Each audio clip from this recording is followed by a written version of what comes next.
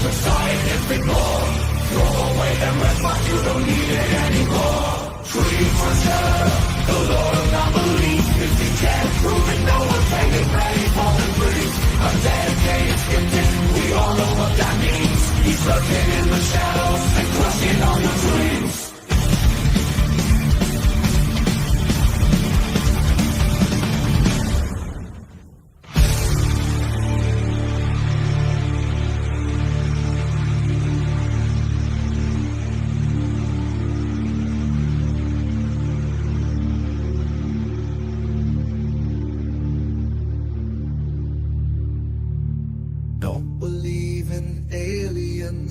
And never going to land.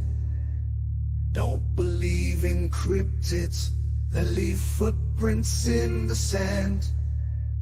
Don't believe in spirits appearing from the dead. The only demons out there are living in your head. Dream crusher, the Lord of non-belief. If you can't prove it, no one can get ready for the breeze. A dedicated skeptic, we all know what that means. He's lurking in the shadows and crushing all your dreams. Dream crusher, the Lord of non-belief. If you can't prove it, no one can get ready for the breeze. A dedicated skeptic, we all know what that means.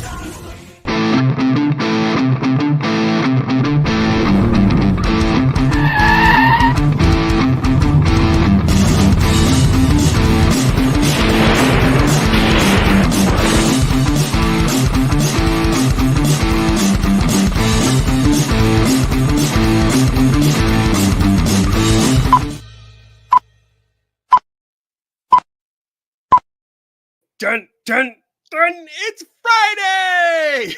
What's up, everybody? Oh my God, I don't even have my frame. I felt naked.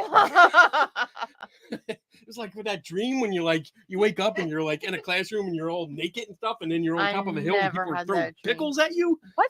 What? You never have that dream? No. Oh. Wacko? No. Maybe it's just me. Pickles? People throw pickles at you. Pickle slices. Wow. Slap you in the face. What's up, everybody? It's Friday night. This is the Skeptical Help Bar. Your ticket to reality. Good like one. That? Yeah, Was that dramatic? Yeah. That was very cinematic. You had no idea what you were gonna say. I didn't. I was totally off on that one. Had no idea. Oh my goodness, it's so great to see. Let me put my glasses on so I can see who's actually in the chat room. We got a whole bunch of people. We got Cat's Meow. We got, oh my goodness, I'm going to screw this one up. Elphaba? You see that? The first one? Elphaba was framed. I hope I'm saying that right. We got Jade Kittens in the house. Chris Like. Julie R. William Wheeland? Oh, are you new, William? I don't know. Have I seen that? Sounds new. Welcome if you are. If you're not, then my bad. Chris Williams, Diane is in the house, Firefly Kelly, Entity 7, Joe Parron, or oh my God, I was going to say something else. Joe freaking Fatale. That's what I meant to say, but I'm totally screwing up. I was pre-gaming. I was here. Stevie from Truth or Demons podcast was going. She went live at like 7 o'clock an hour ago. So I was on there and I was over here drinking while I'm doing this. So, yeah, Shauna is in the house. Ooh, Donna's in the house too. Friday house. What's up? Bob. Damn it, Bob's in the house. Doing. Cat Mac. What's up? Cat Mac, how you doing? Diana's here. Diana's here twice. She's actually right over there. Cat Mac is here twice. What? Oh yeah, she had trouble with right. Facebook. I was wondering. I was like, that's a Cat Mac, but that's YouTube. What's going on there? Finally able to join. Well, welcome to date night, Cat. What else we got? We got Parasolo. Hello. Jody Music. We got Bad to the Bone is in the house. Carl McGowan. That's cool. Laura Wilson. Nancy Peterson. I think we got some new names. Yeah. Julie J.A.D. I'm all sweaty because I was jamming. I was jamming when that mid part, like when it starts going like don't believe in cryptids. Yeah.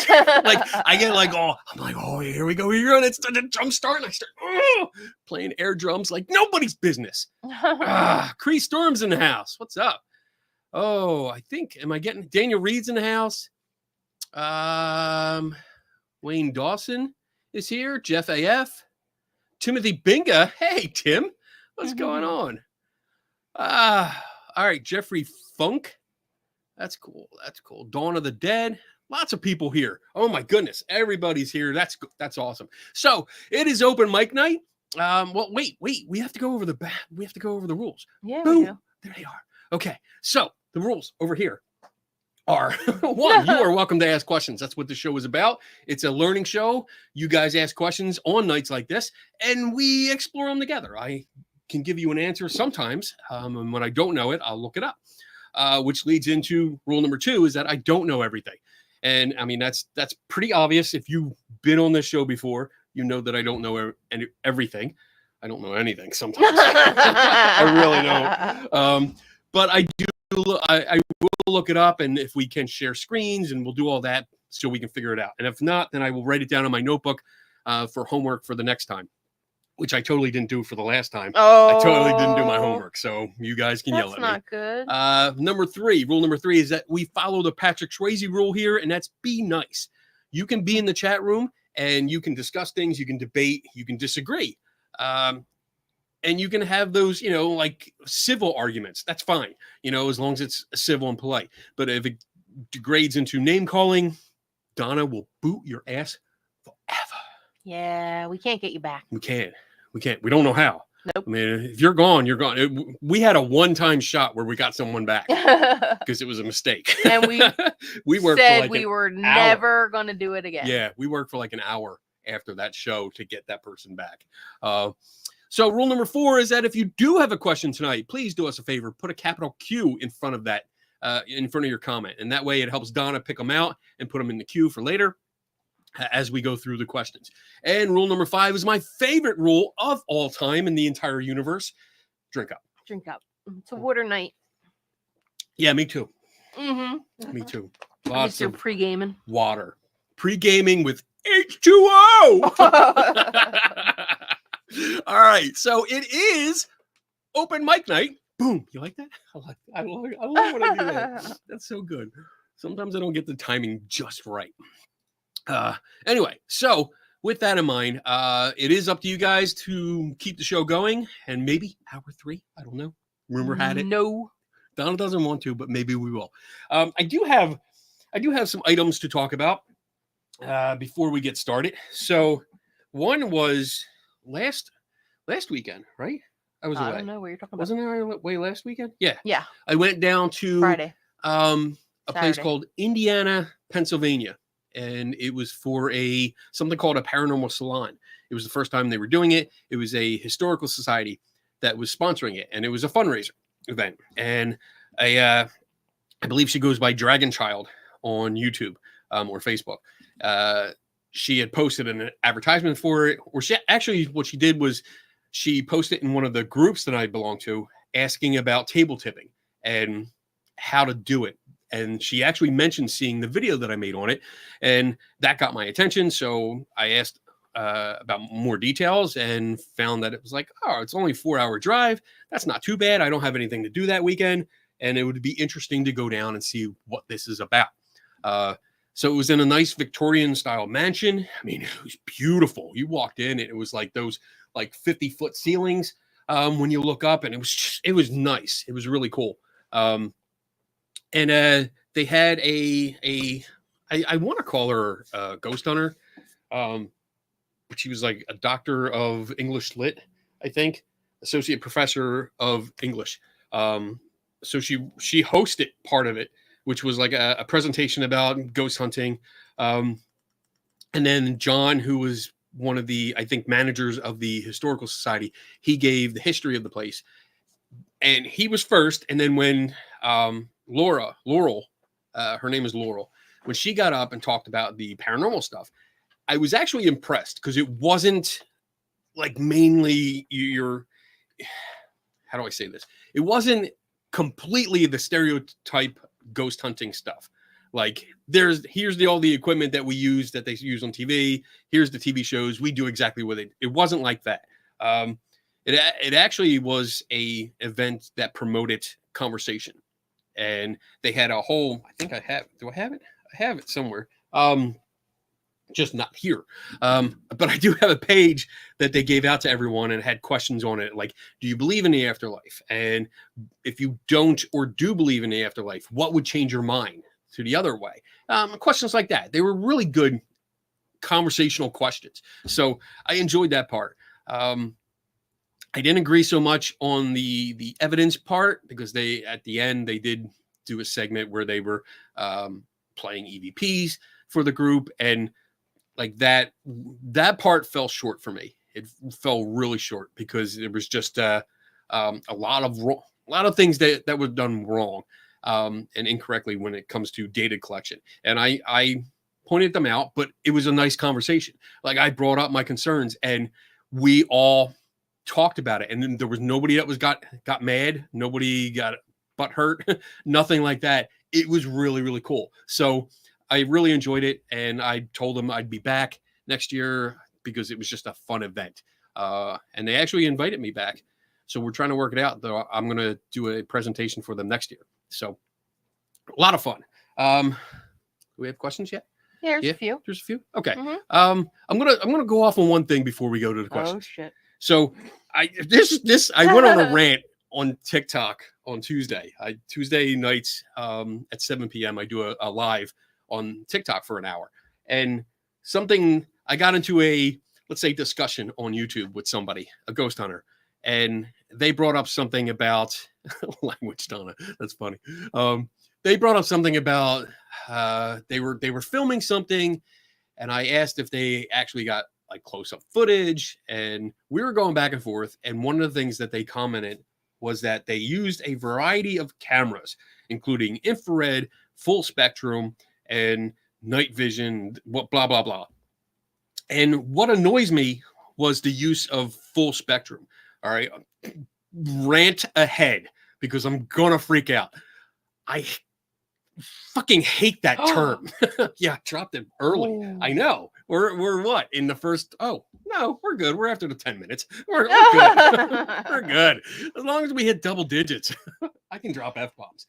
So full spectrum, all that means is, so when you have a digital camera, like this, your sensor can see infrared and UV light. It just does. I mean, whatever. Shut up, Tim. So for an example, like the webcam that I'm using here, just like a digital camera, I mean, it is a digital camera. That's what it does. But if I use this remote here and put it up here, you can see that light. And that's not with any special filters, nothing at all. It's just because the sensors are sensitive to that kind of light. But most cameras that we use, either these or even on our phones, or even the webcam that I'm using, has what's called an IR cut filter. And it's a small piece of glass. It's what? Please explain that. I'm going to. Okay. Thank you. You're welcome. Donna, You're welcome. person in the crowd that I do not know. Thank you for asking that question. That leads me on to the next segment. So an IR cut filter is basically a piece of glass that's coated with chemicals in order to block out certain wavelengths of infrared light. And what that does is, because your camera sensor is so sensitive to the infrared spectrum, if it didn't have this cut filter, your images would look weird. They would look, the colors would not be right. So by applying this cut filter, it actually brings it back to what we see with our eyes. We see the world like that. So you can modify cameras from this, actually from regular DSLR camera to an infrared camera, which I did for this. That's why the cap's painted red. I modified this. I took out that cut filter and replaced it with a piece of glass that allows all that extra light in. And when you buy a full spectrum camera, all you're doing is basically, like, you know those Sony night shot cameras where you flip the switch and it turns on the night shot? Does the same thing. It's taking the IR cut filter out. So when people say full spectrum cameras, it's not full spectrum. It's like a little bit more. That's it. You have the visible light spectrum, and then you get a little bit more of UV, and actually you see a lot of UV with that, but a little bit more IR. That's it. It's not fancy, and it makes it sound like it's so much better. It's a full spectrum camera, but it's really not doing much more than your regular camera is doing. And if you want a full spectrum camera, you just go out and buy a Sony Night Shot, and that's it. There you go. You got a full spectrum camera. So it's not anything special. And I can't stand when people use it as like some sense of a like technological advancement, where it's like, oh, I have a full spectrum camera. You got a Night Shot camera. It's no big fucking deal. I just hate it because it's. I guess what I'm getting at is I hate when people really don't know what they're talking about and the equipment that they're using and or trying to sell, but they try to make it sound better to charge you more money. So there's my rant. Full spectrum cameras are just silly. It's not. This is nonsense. Shut up, Ian. All right. So there's my rant. Oh God, I'm still hot. That's because you're ranting. I know. I get heated. Did you put your Literally. fan on? I did. Okay, now I good. got it on my face. So it's like, cool my face. Right. Cool it. Anyway, so there. Yeah. Do you feel better? I do. I mean, I could go on about the flashlight trick too, because that was pissing me off this week. But we can take some awesome rant. Go with your bad self. That's right. Oh, it pisses me off. I understand. Kenny is all hot and bothered. I am. Because it's that ego trip, and then it's also because and I'm going to use this term loosely here, people that might be a little bit more gullible, and I'm not trying to be mean, but not look into it and be kind of quickly amazed by technobabble, and that's what it is. It's technobabble, or it sounds better than it is, and it sounds like, oh, they use it on the ghost hunting shows, so it must be good. That way, I'm gonna pay another $200 for a camera, but it's not. I mean, it's if you have the technical skills, like this took me about an hour to convert, but you can do it on other. I mean, like I said, you just buy a Sony Night Shot or any video camera that has Night Shot capability, and you have a full spectrum camera. So there you go. Whew. So get over your full spectrum camera bullshit. Wow. So Donna just summed up in like 10 seconds what I just ranted about for a good 6 minutes. As long as you feel better, that's the important thing. I do. There's like a weight off my shoulder. Here's a question that cross goes along off with that. my list. Stupid cameras. What irritates you more? Full spectrum camera, flashlight trick, or ghost hunting apps? You're fucking with my blood pressure here, cats. Equally, because I guess so. I think the full spectrum camera would probably be the bottom of the list, like number 3, because there is some technological know-how to go along with this, and it's more that the people that are making them or doing the conversions for people know this, and so that annoys me on that end, but not so much the consumer end. The flashlight trick, honestly, all you have to do is just stop talking. If you first, you have to realize that you manipulate it. You manipulate that before anything gets started. You stack the deck because you manipulate it and make it do that trick. So beyond that, it doesn't really matter. Beyond that, not beyond that. At that moment, it's your fault. If you're using this, it's your fault for being ignorant of it. And then afterwards, it's the idea that it's a pattern. You don't have to talk. It will blink on and off by itself.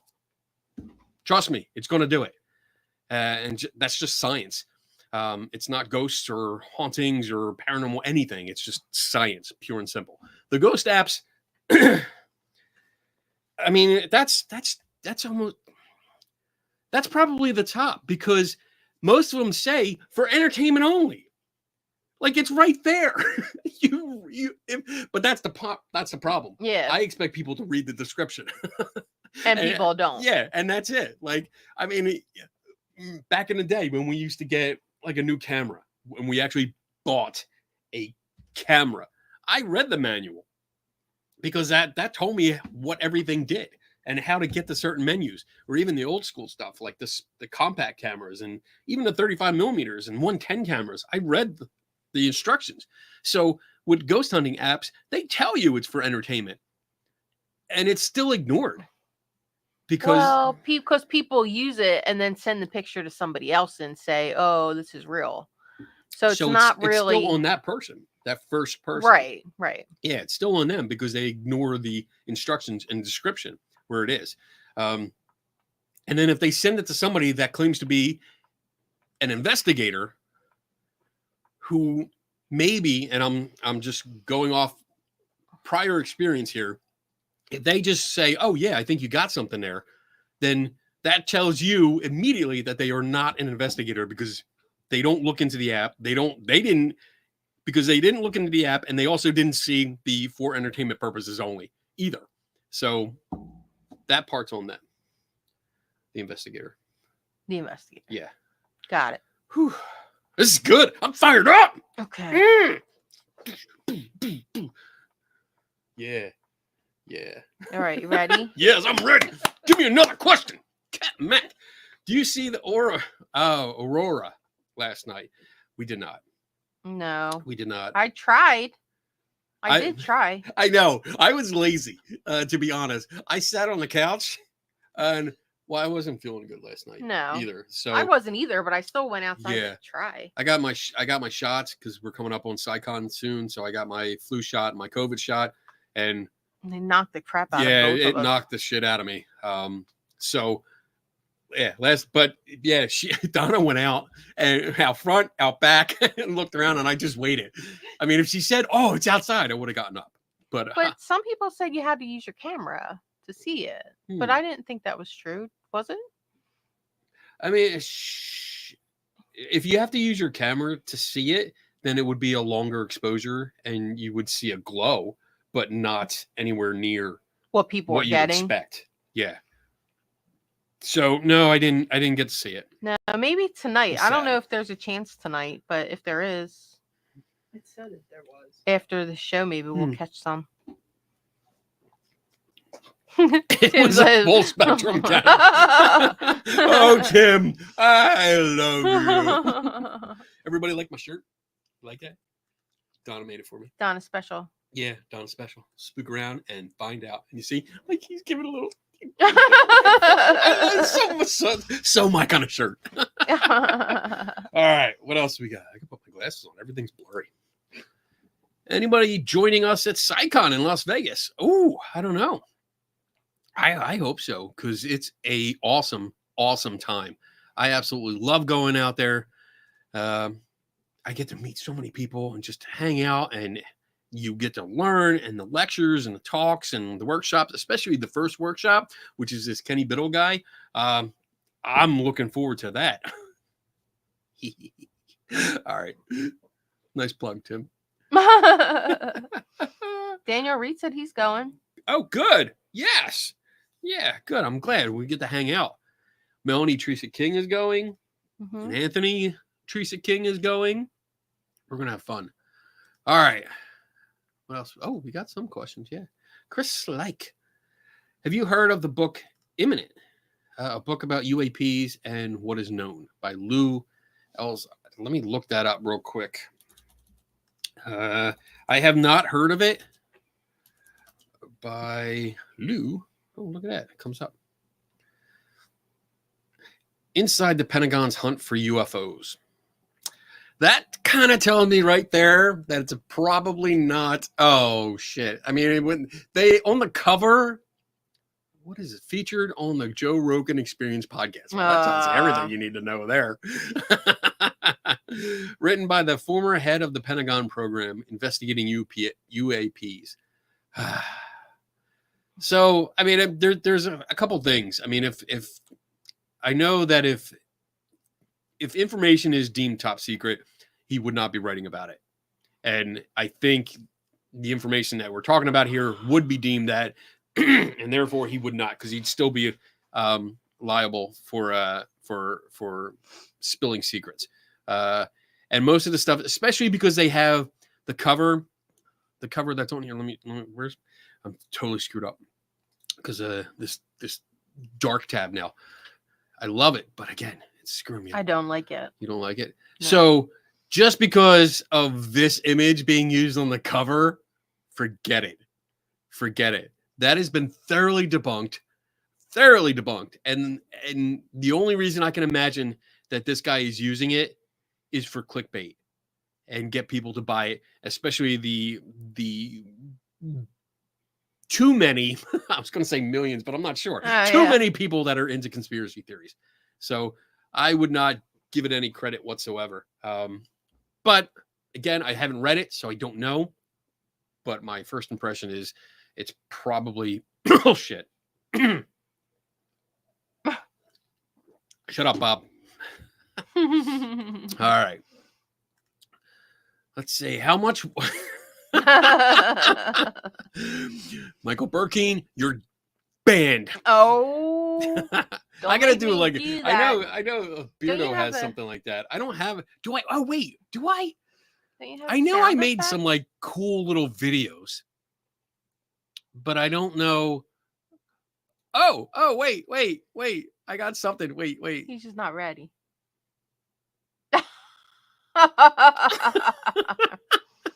I got two more, but I'll save them for later. I got one I haven't played yet. Oh, cool.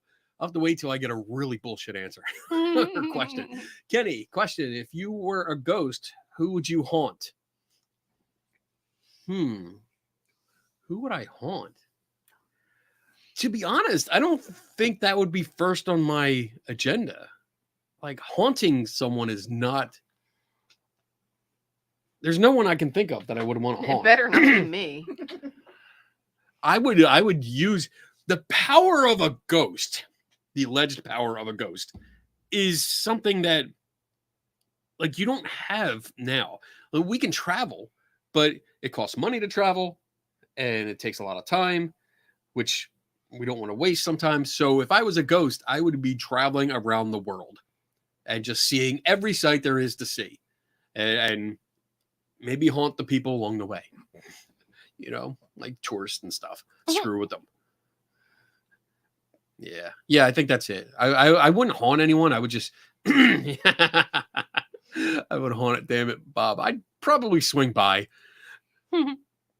tap him on the head. Be like, damn it, what is that? Damn it, Bob. How's the letter opener? Pretty good. It's right here. There you go. Do you use it? I do. I have used it because once in a great while I do get mail here. Oh, good. I'm glad. Once in a great while.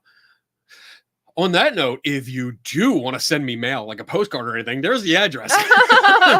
Because I really do like getting mail, whether it's postcards or stickers or anything. Like I actually, where was it? I had something really cool. Jeff Swag. So you did get mail. Jeff Swag sent me mail. Yeah. And I used it because he was in Bermuda and he sent me this book. Where is the Bermuda Triangle? Looks like more of a kid's book, which is really cool though. But what really prompted the whole thing was that he posted a picture of this. And I was like, oh, I want that. So I sent him a message and said, hey, are you still there? Is there any way that you can get me like a copy? And he's like, yeah, it's a free local paper, and he actually sent me like 10 of them. Oh my gosh. So I got that. So I was very happy about that. And I gave one to Eric Behind the Wall and Tim Binga. Did I give you one, Tim? I think I need to. I think I did. All right. So it was pretty cool. So yeah, I did use it and it worked perfectly. Nice. So there you go. Cree Storm. Don't you think that any type of equipment used in ghost hunting can be micro-studied until you prove it isn't worth using? I don't think that's right, personally.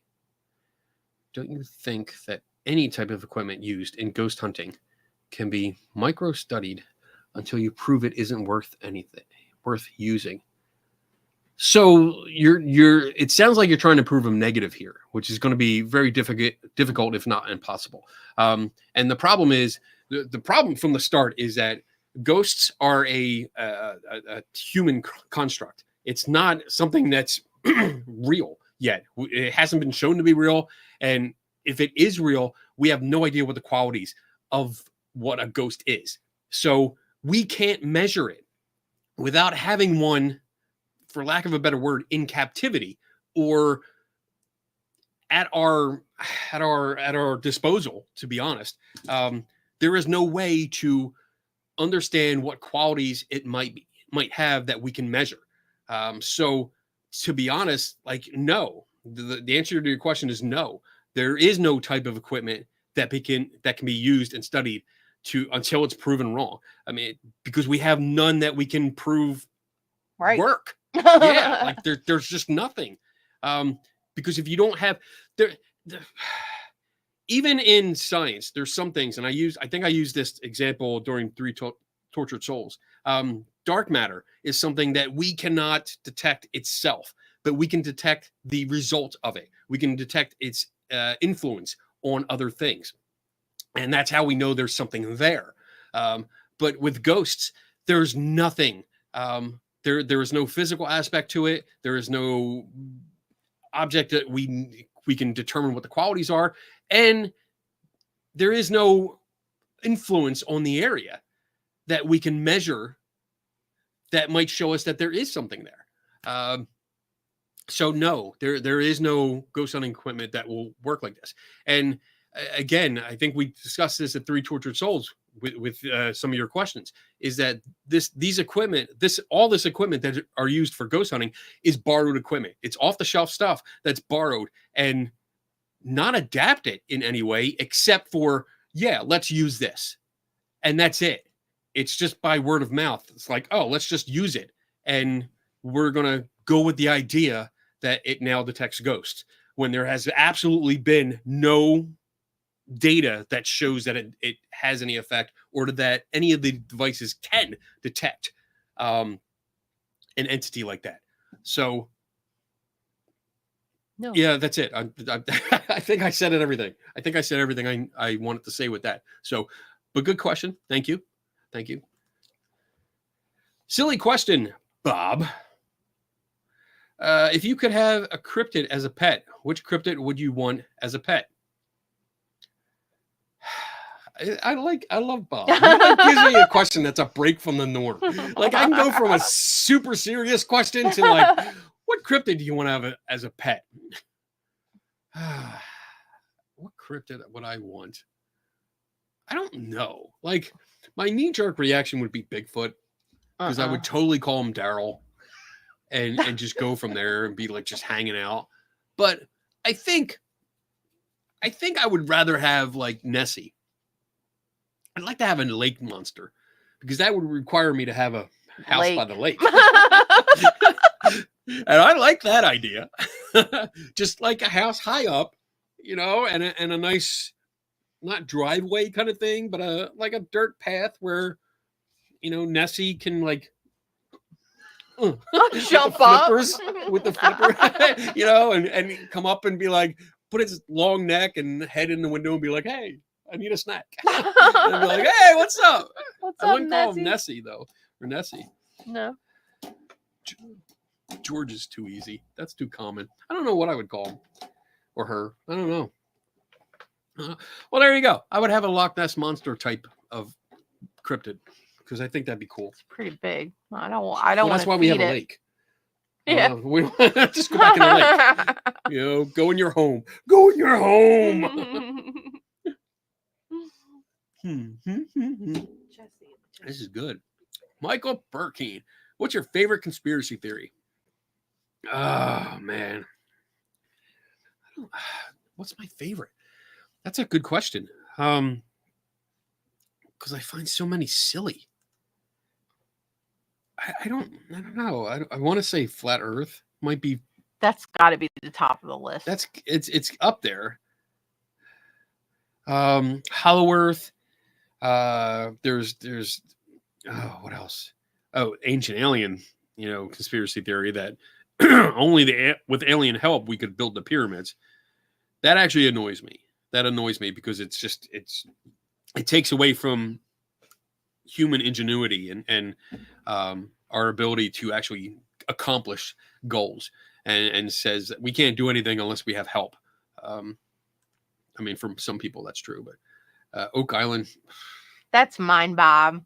I love Oak Island. Such a dumb show. I love it. I love watching show. it. I'll give you my impression. I'm going to give you my impression of Oak Island. Here we go. Oh, we got to look for a treasure. Oh, let's look for a treasure. Oh, look, I dug like an inch. Oh, what is this? It must be from like the Knight Templar. Oh my God. Such bullshit. I think that's the first time I did a recreation on the show.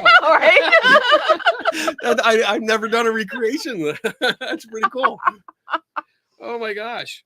If I had my metal detector, we really have some fun. I do have my metal detector. Oh no.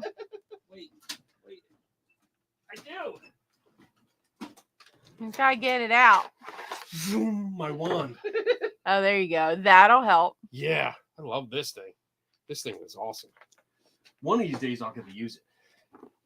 I was going to use it on the dowser that we tested. Yeah. But when he showed up and was like, I don't know if I can do it. Like, don't even bother. I don't need to do this. We're good. He's not going to do it. Oh, man. Oh, this is fun. I love hanging out with you guys. You guys are my buddies. You should all come over for a barbecue. Thomas' face just dropped. Like, you just invited the internet. Come on. BYOB. Because I'm not supplying rum for everyone. And we're just having hot dogs. Well, we got to invite Crow Judas. Obviously. All right. What else we got? Serious question. Whatever. When did you start to become interested in photography? What got you into it? Oh, that's a good question. I thought it. It was going to go the other way. Oh, serious question, Kenny. What's your favorite boxers or briefs? So I got into photography. Actually, I got into it because of ghost hunting. I mean, that I was a ghost hunter for many years, and I think the idea of like this is supposed to be so rare. Like I grew up with, the TV shows I'm sure many of us watched, Unsolved Mysteries, In Search Of, stuff like that, and those specials every once in a while. And it was supposed to be so rare to capture this supernatural image that when I got into ghost hunting and realized like everybody was getting this stuff, like what that something's wrong. Something's wrong, and I wanted to learn more because I was getting asked questions, and we were starting to have some fun and get into like giving lectures, not lectures, but talks. They're not really lectures. I wouldn't consider them lectures. They were more talks, but getting in front of people and talking about things. And I wanted to know more about what I was talking about, and that was the start of it. Because after my Gettysburg experience, which I've mentioned many times, my thirst for knowledge grew, and I wanted to know more. And we were using cameras. We were using 35 millimeters at the time. And then the Sony Mavicas came out, so we had digital cameras, and I wanted to know about those. And I started getting really interested, and I wanted to know how light worked with the sensor and film and this and that. So once I started getting into that, then I started to do little jobs like portrait photography and weddings and family portraits. And I did some business headshots, and I did some product photography. And it was just fun. It was great, but I was learning more. And the more I learned, the more I wanted to learn. Were they full spectrum? Shut up, Daniel! Took me a second. I know. Thanks. You're welcome. Thanks. You're fired. Mm. We can go home then. So no, she cannot go home. I need her. Oh my God, 3 Tortured Souls the other night. Mm-hmm. We had like 30 You needed people, me? and I was going. I was like, oh my God, I'm trying to keep up with the questions and pay attention to what the other guys hard, were saying, ain't it? and it was so hard. I was Thank so you. lost. You appreciate my That's work. why I then? say thank you every time, because I know I got to be nice to you. Because if you leave, I'm fucked. It's so screwed. You can't fire a divine one. No, I will not. We will revolt. All right, moving on. Good question though. Why do you think eyewitness testimony is acceptable in court of law but not in the paranormal? Moist Cooter. Wow, that is a name. So eyewitness testimony is still accepted, but there's a caveat to that. It's not accepted at face value. You do have cross-examination. You have the defense or the prosecution is allowed to come in and question the eyewitness and the eyewitness testimony. So it's not accepted as face value, and it is questioned and picked apart and weeded out. So the problem is that there's a difference between a court case and the paranormal community. There's a big difference. Eyewitness testimony is not acceptable in the court of law by itself. There has to be other evidence. But unfortunately, there is times when eyewitness testimony is the key factor that can convict somebody. And I just did a talk on this about. I used the Innocence Project as an example because there were 137 cases that were part of the Innocence Project they were cases that were where the key element was an eyewitness testimony, either 1 or 2 eyewitness testimonies. And all 137 were exonerated because of advanced DNA testing that was done years later.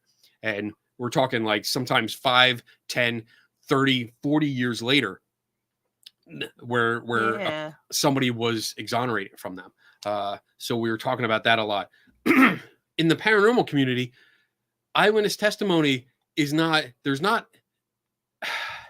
it's kind of the same as when witnesses claim that they see a crime or something like that. But there is no cross-examination. There is no lawyer that's experienced in interview process. Like Tim Vickers, our own Tim Vickers. He is, I think what he does is forensic interviewing. And there's certain ways to ask questions and there's certain ways to get information. There is not, we don't have those standards in paranormal community. People tell stories and are expected to be taken at face value. Whereas in the court system, people are questioned, facts are checked. You don't have that in the paranormal community. So why, I guess the way to answer your question is there's a huge difference between the two communities. What was that? Extraordinary evidence requires extraordinary evidence. Extraordinary claims require extraordinary evidence. And these are extraordinary claims. Ghosts, supernaturals, demons, possession, all this stuff requires a lot more evidence, not just someone saying they acted funny when they have no training whatsoever in any kind of psychology, psychiatry, mental health, or any of these other things. Like, I mean, I come across so many, almost every day, I come across people that send me a video or a photograph and tell me with confidence it's a ghost. And it's not. If I took them at face value, everywhere would be haunted. But when we tease out the details, sometimes it takes 30 seconds. Sometimes it takes a couple hours. But sometimes it takes weeks. Sometimes it takes weeks and very long nights. Recreating it, getting the right conditions. Yeah. It's for science.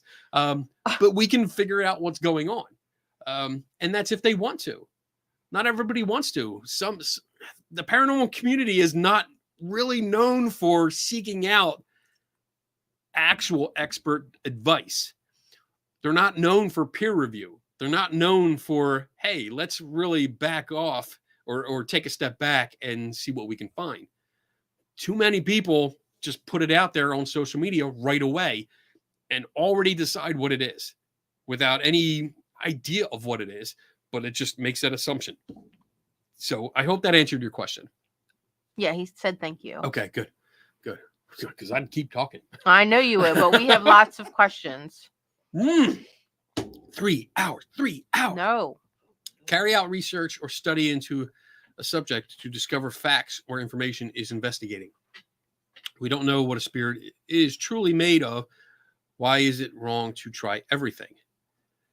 Carry out research or study into a subject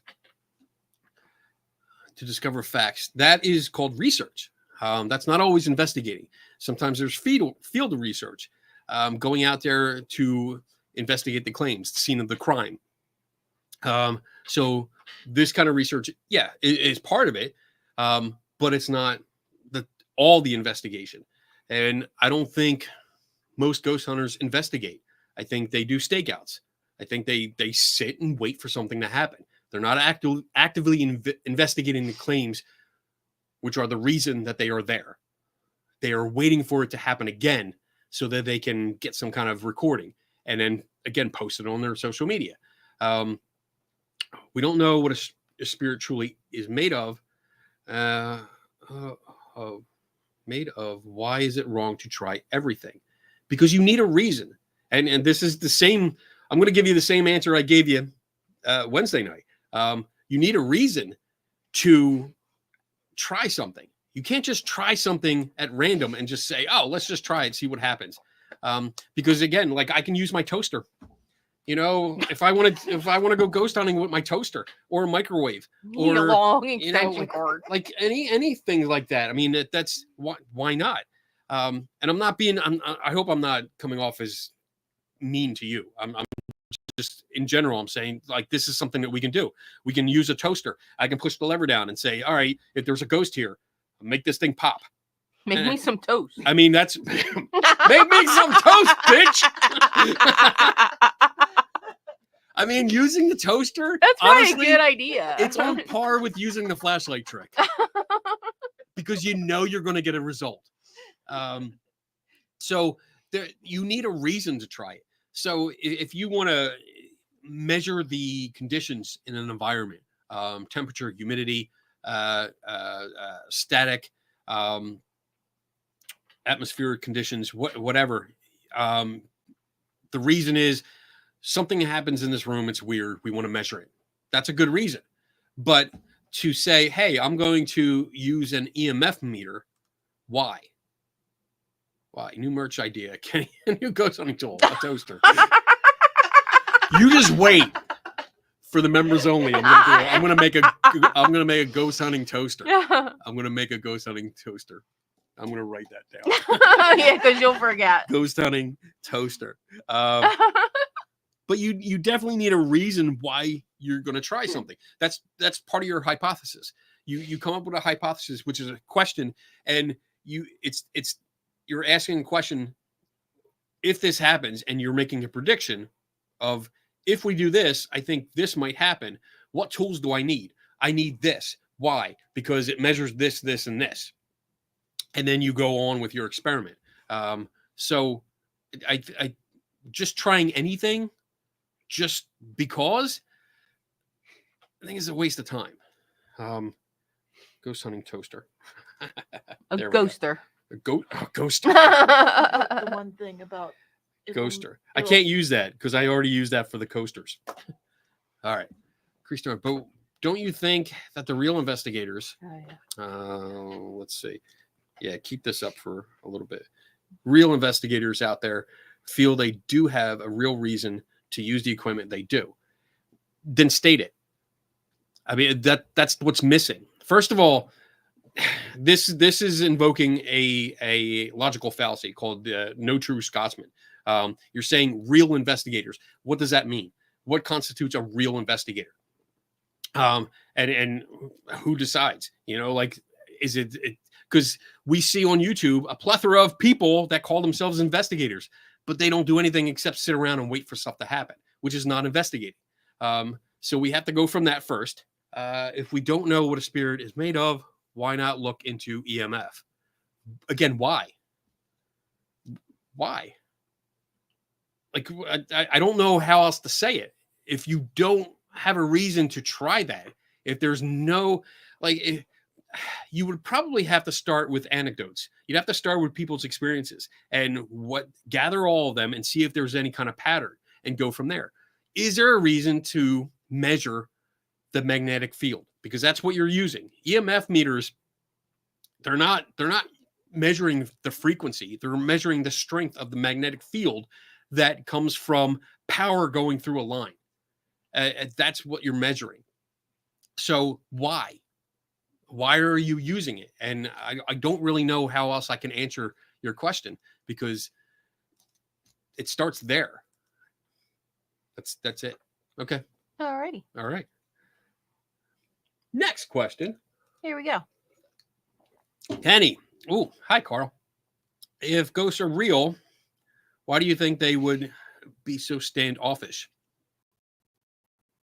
Well, right now, my current thinking is that they are not real, which would explain why they're standoffish.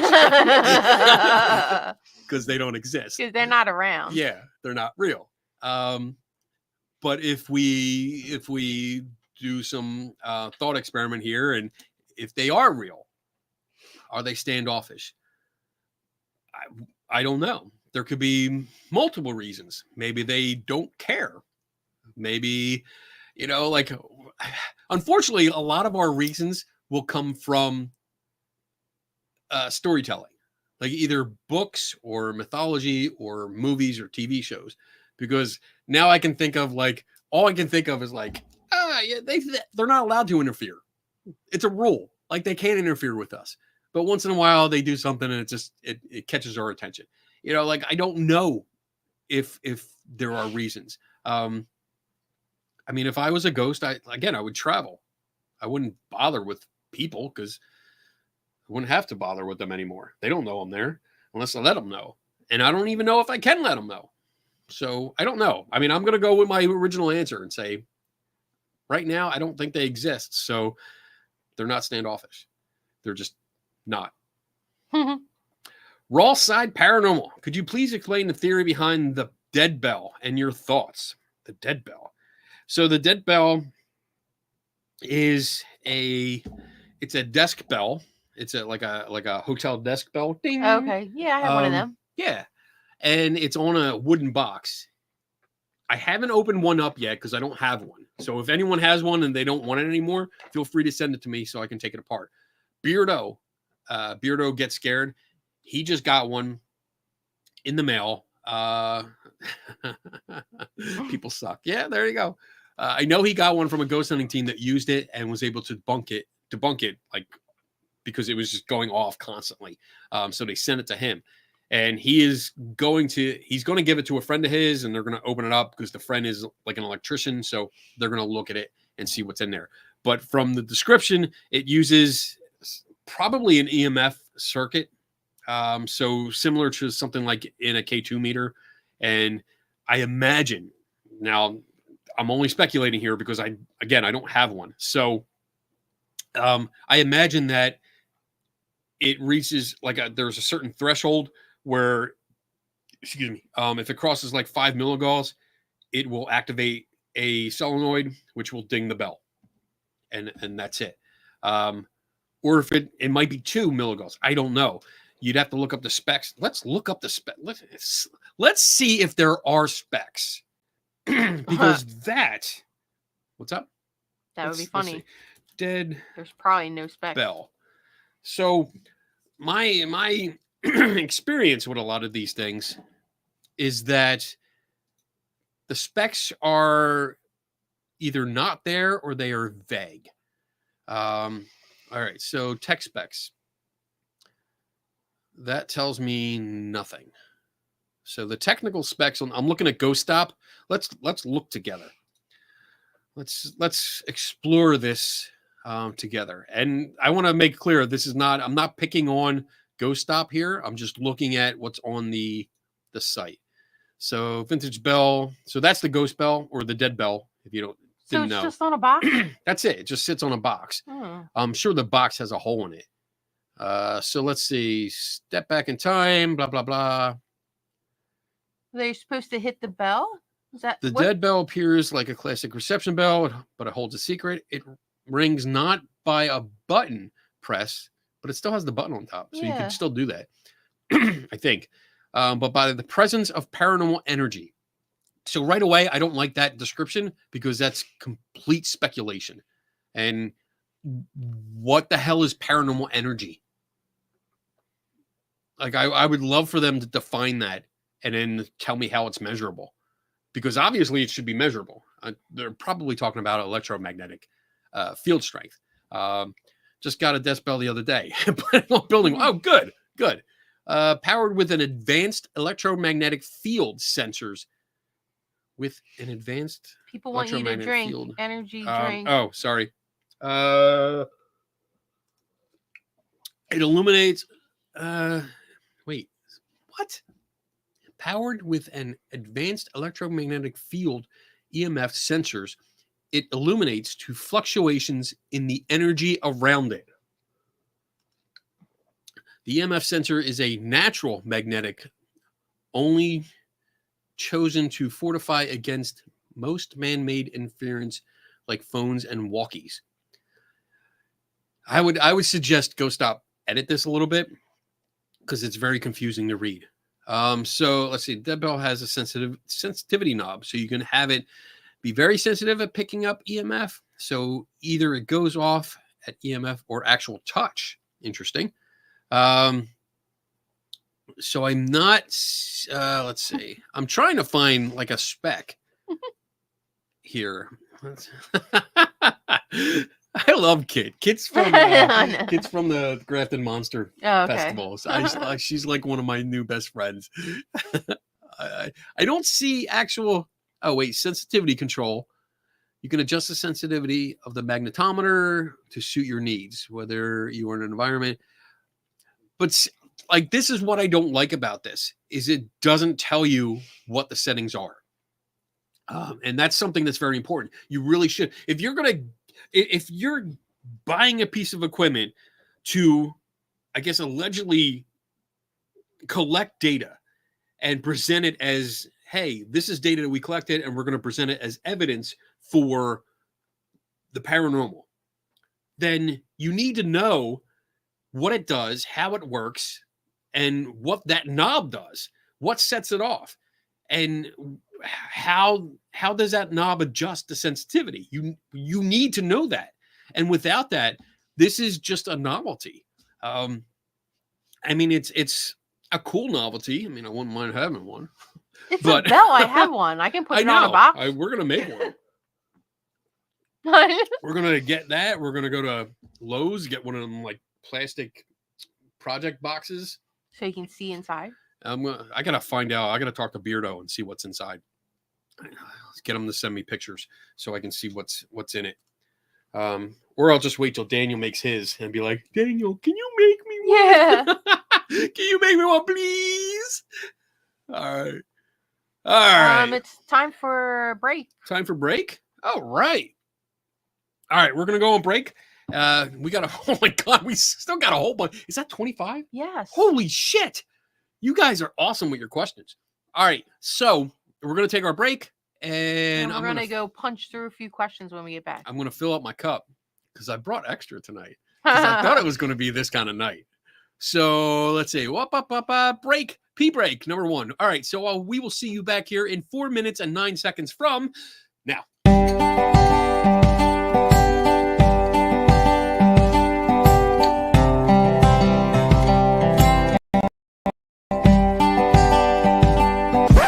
Now for something completely different. Welcome, my fellow skeptics. Welcome, one and all. I am the chief investigator. Oh, come along, old chap. We will have a ball. Now, if you will excuse me, it's time to open the mic.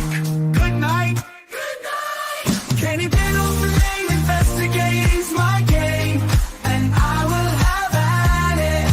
Quid pro quo. As the head of this committee, hunting for ghosts.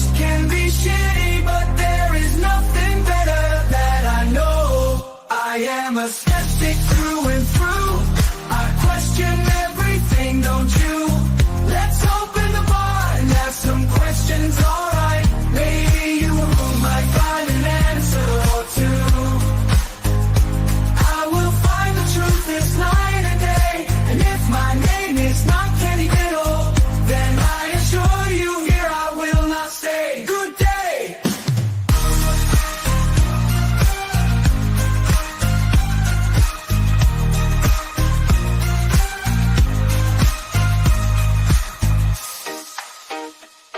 Kenny Biddle's the name, Ghost Hunting's the game. I won't let anything get in my way. Too many fakers out there, too many chefs, too many toe tappers, none of it makes any sense.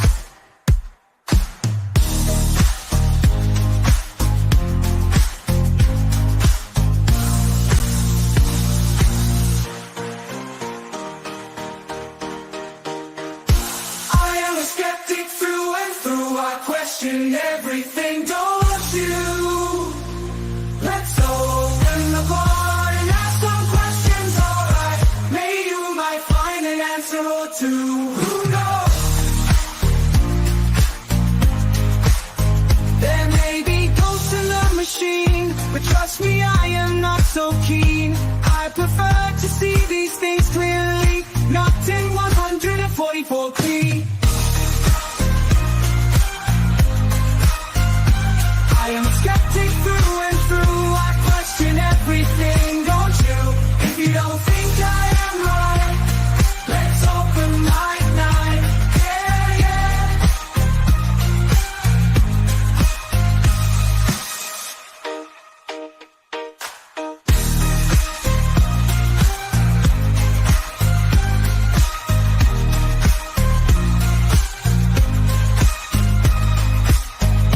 I am a skeptic through and through. I question everything, don't you?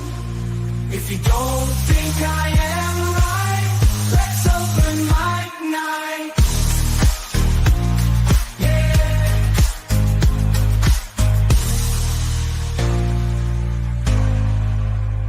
If you have an answer or two, let Kenny Biddle solve it for you. Let Kenny Biddle solve it for you. The one and only Kenny Biddle. Kenny Biddle. Kenny Biddle. Kenny Biddle. Kenny Biddle.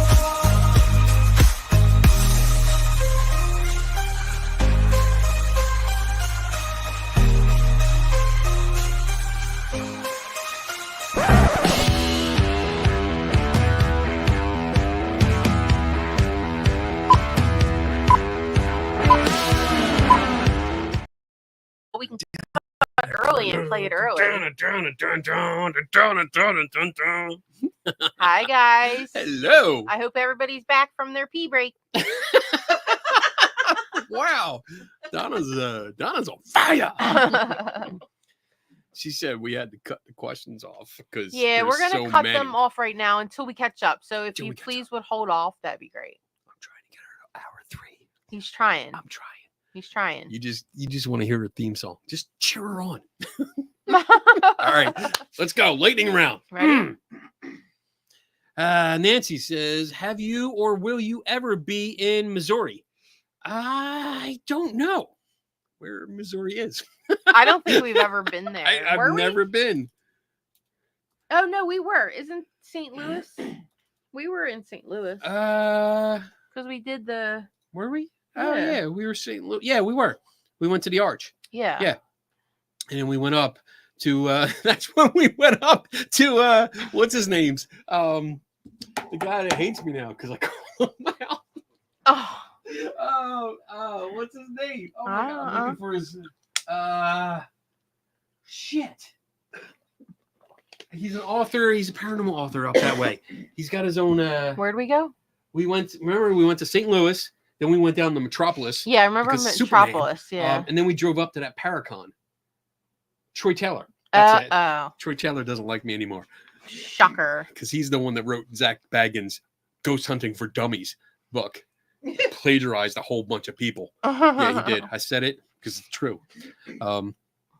All right, there you go. So I don't know If you'll ever be if you're back. having an event, if you know of an oh my god, If you know of an event and you would like Kenny to come out, just invite him. you should do commercials. Yeah, let me know if there's an organizer or something like that. Let them know like I'm available. I do this kind of stuff. As long as they can get me out there, like as in paid travel expenses, I'm willing to go almost anywhere. So I do lectures on photography and breaking down videos and stuff and strategies. That's my favorite, strategies for solving mysteries. So my poster should be coming in soon. I ordered a new poster for my strategies. All right, okay. All right, moving on. Dark chocolate, milk chocolate, or white chocolate? Milk chocolate, for the most part. But if it comes to those caramel things, salted caramels, oh my god, dark chocolate. Yeah, way to go. White chocolate, I really don't. Like white chocolate. The only reason I like white chocolate is when it's good with a drizzle. Yes, because we did that haunted fair when Melanie and Anthony were here. Yeah, and we got those bundt cakes. Yes.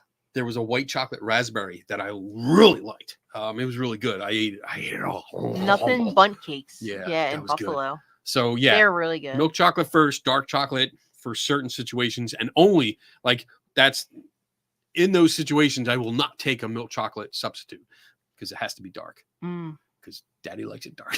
Oh, that was bad. That was bad. We're just gonna go right over that one. Jade Kitten, have you read or looked into The Vertical Plane, the mystery of the Dodless Town Messages? Most certainly a hoax. All right, I don't know if I wrote this down before.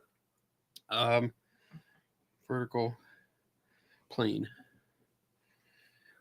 All right, the mystery of I don't write that fast. I need to write faster. It would be good if we could take a screenshot of the question. I could totally write prescriptions. You see this? Why don't you just take your picture or your camera and take a picture of the screen? No, I like taking notes. All right, I will look into that a little. I will. It's on my list. I'm going to try and look into that, and hopefully have it for next open mic night. Next week we have a guest. Oh, we do. Okay. Yeah, we do have a guest next week. All right, here, next question. All right, Anna Banana. Anna Banana. What are your thoughts on EMF levels not affecting people mentally and physically, since most theories had told us that high EMF would cause hallucinations? So this is, for what I know and looked into, that idea comes mostly from the work of Dr. Persinger, where he did the experiments with the God helmet. And it was a motorcycle helmet that had solenoids on it that worked on a specific frequency in a cycle. So it had, I forget how many, like 8 to 12 solenoids. I forget exactly the number, but it went into a pattern. And they turned on and off in a pattern.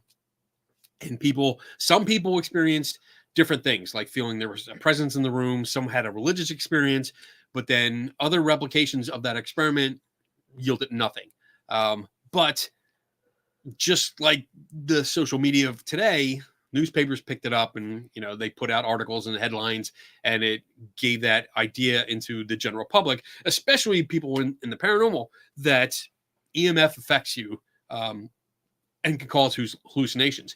The thing is, though, when you go to the World Health Organization and other outlets like that, studies show that household EMF does not affect you.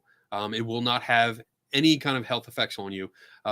Most studies are based on people in high EMF employment, such as power line workers, because they're right there working on the power lines, sometimes live power lines, which that's your big source. The thing to remember is that EMF drops off significantly from the source. I'm looking around to see. I don't have an EMF meter here. But like this, I don't know if you can see it. There, that's my little desk fan. And if I put my EMF meter up to it like this, it'll peg the one that goes up to 200 milligauss. It'll peg it. But as soon as I come off about 6 inches, it goes down to below 10. So it drops off significantly. So when you see people reading it, taking readings, and they're like, oh my goodness, it's like 6 or 7 milligauss, or it's 10 or 12, that's still low levels. And it depends on the direction too. So I don't think that there is any mental health or physical problems. There is the electromagnetic sensitivity idea. Yeah, yeah. Where people claim to have almost like an allergic reaction to electromagnetic fields, but there is no concrete information on it because things vary. And I mean, standing in front of the frequency of the EM field can have an effect as well. So yeah, I mean, we're talking about 50 or 60 hertz when we're talking about frequency. So I don't know when you get into different frequencies. I mean, I don't know if we're going to get into infrasound and stuff like that, because there's other studies for that, and that's a different topic. But basically, your household, that's what I'm going to focus on, is your household and work environment. I mean, because if it caused hallucinations, I would see shit, because I'm surrounded by stuff. I'm surrounded by monitors and gadgets, all kinds of electric. You don't know what I have in front of me here. So it's all around me all day and nothing. But again, the science actually doesn't show that there's anything that's going to harm you. So good question, though. Good question. I tried to do it quick. Sam and Colby suck. Alex Long. Sam and Colby have recently purchased a haunted school near me in Iowa and have raised prices 3 times the previous cost. Price gouging. I feel this is something they can do because of so many believers. Any thoughts? So, I hate when people do that. I hate when they see an opportunity, and they do have. We were chatting about this a little bit earlier today, and them too. I mean, they have a following, and their demographic is. I think it's safe to say that it's young girls. Their demographic is consistent with that, and I think it's very. What's the word I'm looking for? Like you don't want my word. What's your word? Give me your word. Mm-mm. What's your word? I don't got a word. Donna's word for the day. Bullshit. Very, very. What's it when you can easily be influenced? Naive. Well, yeah, that's impressionable. I think that's what it is. I think that's what I'm looking for. But they also have a big following with ghost hunters and stuff, because they're not. I mean, despite what anyone says, they are not investigators. They are entertainers. That's it. There's a big distinction. They're entertainers, nothing more. And they really have no clue when it comes to investigating. But they also know how to get people to watch their videos. So buying a place like that, they're going to make money. People are going to go there. That's what happened with the Conjuring house. You know, it was bought and sold and bought, and prices went up. What happened with Baggins? Baggins. Yeah. He can charge whatever he wants because he has the following, and people will show up to pay it. People will show up and do it. Yeah. Unfortunately, so, P.T. Barnum. Yeah, Tim. As soon as people start, as long as people will follow them, then they'll always make the money. And I agree, Ian. Like, they're running a business based on nonsense. If people are willing to pay, it's on the people willing to pay. In this situation, I agree, because it's something that's a novelty, and it doesn't really harm people except for the people that are willing to pay. They're losing their money. Other situations, like when it comes to the alt med and stuff like that, it's a different situation.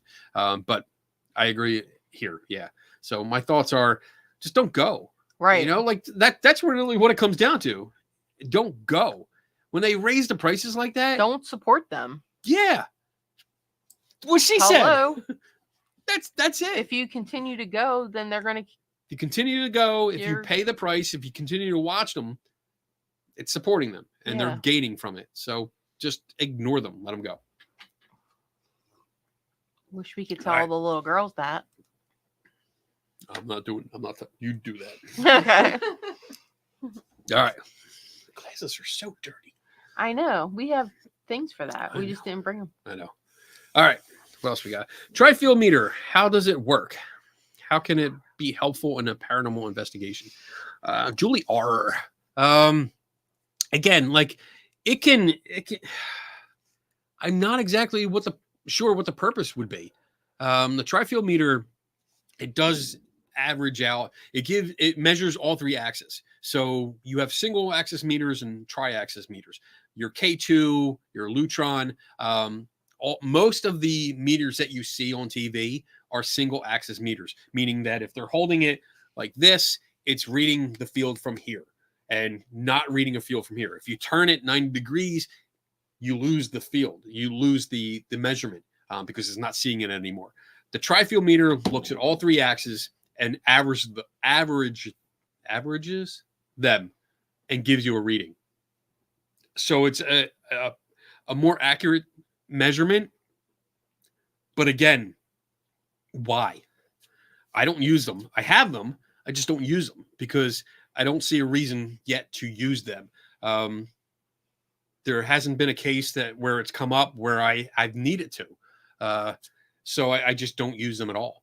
I don't know where else to go with that. We've tested. There's a good paper.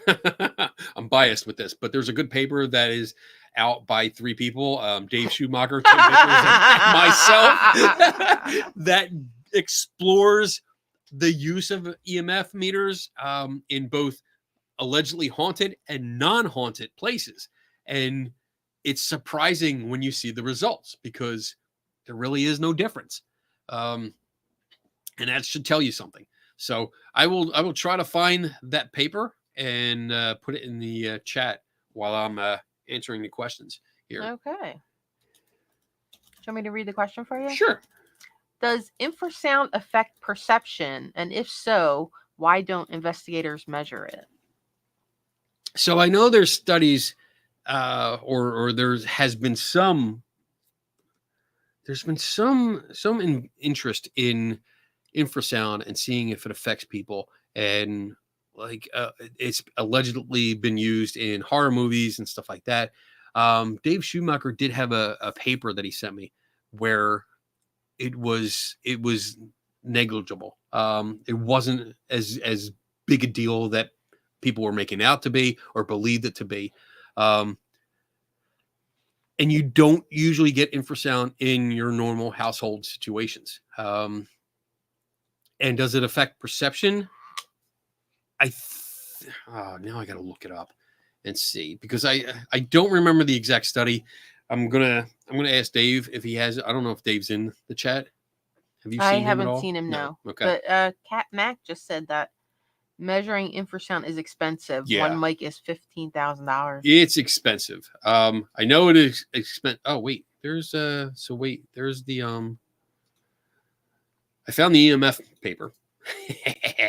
All right, I'm gonna put that in the chat so you guys can look at it later, not now. Stay with the show. But yeah, there's that. What is it? Okay, there. Infrasound. So I know Dave sent me the paper and I read through it, and it was a good summary of that's not it. Ouija boards. No, that's not it. I don't know where it is. All right. It's going to be a while. Yeah. I got to find. I'm going to put it on my list to see if I can. I'll ask Dave, and then I'll either post it to the YouTube and Facebook so you guys can see it and read about it. But I don't think it's a big a deal as people believe. So it's not something I would worry about. I know MythBusters did a show on that where they created a haunted house and purposely pumped infrasound into a specific room, and they had mixed results. But they also didn't account for contextual cues. So like if the place looked creepy or not. So and the expectations of the participants. So mixed reviews, it really didn't have a impact on the testing. So that's the best I can tell you right now. So this is like almost like a follow-up, I think, but I don't know if you answered it already. Do you think it's possible that infrasound could be causing so many people to believe in ghosts or haunted places? I don't think so. I really don't think it has has such an effect. I remember reading about it, like causing people to freak out and this and that, but they were unfounded. Yeah, but they were more rumors. Okay. And when it was really looked into and actually studied, it fell short. It really fell short from what people believed. Okay. So I think that's again that's a case of headlines taking it too far, exploiting it. So, all right, good. I'm trying. We're getting down there. Carl, Kenny, do you think alien mechanical life is more likely than biological alien life? So that's a good question. That's a good question, and I think we can base it on what we've done. I mean, we send out probes. Let's that see. didn't sound good. Sorry. You totally screwed up my game. You did it. So Voyager 1, like we sent that out. That is, I believe that's the farthest Earth object that we sent out, and that's, let me look it up. Where is it? 15.4 billion miles from Earth as of October. So that's the farthest thing from us that we've sent out. And just based on that, like eventually, probably nowhere near in our lifetimes, but eventually, if there's life out there, they might come across it. And I only Optimus Prime. I can only hope. That would be kind of cool. I would imagine if we have first contact, it would be something like that. We would see an object in space, and it would, when we start looking at it, we'd be like, all right, there's something. Could it be a meteor? Could it be this? Could that? I don't know. And then the properties would be strange, and then we wouldn't hear about it unless it crashed into the planet, into a farm somewhere in Kansas. Wink, wink. So yeah, I think mechanical life would not. Alien life would not be possible without biological. Well, yeah, I mean, it's you have the biological making them mechanical, but I think the mechanical would be the first to make it to another planet where there is life, or at least do a flyby. I think that's. Why is that funny?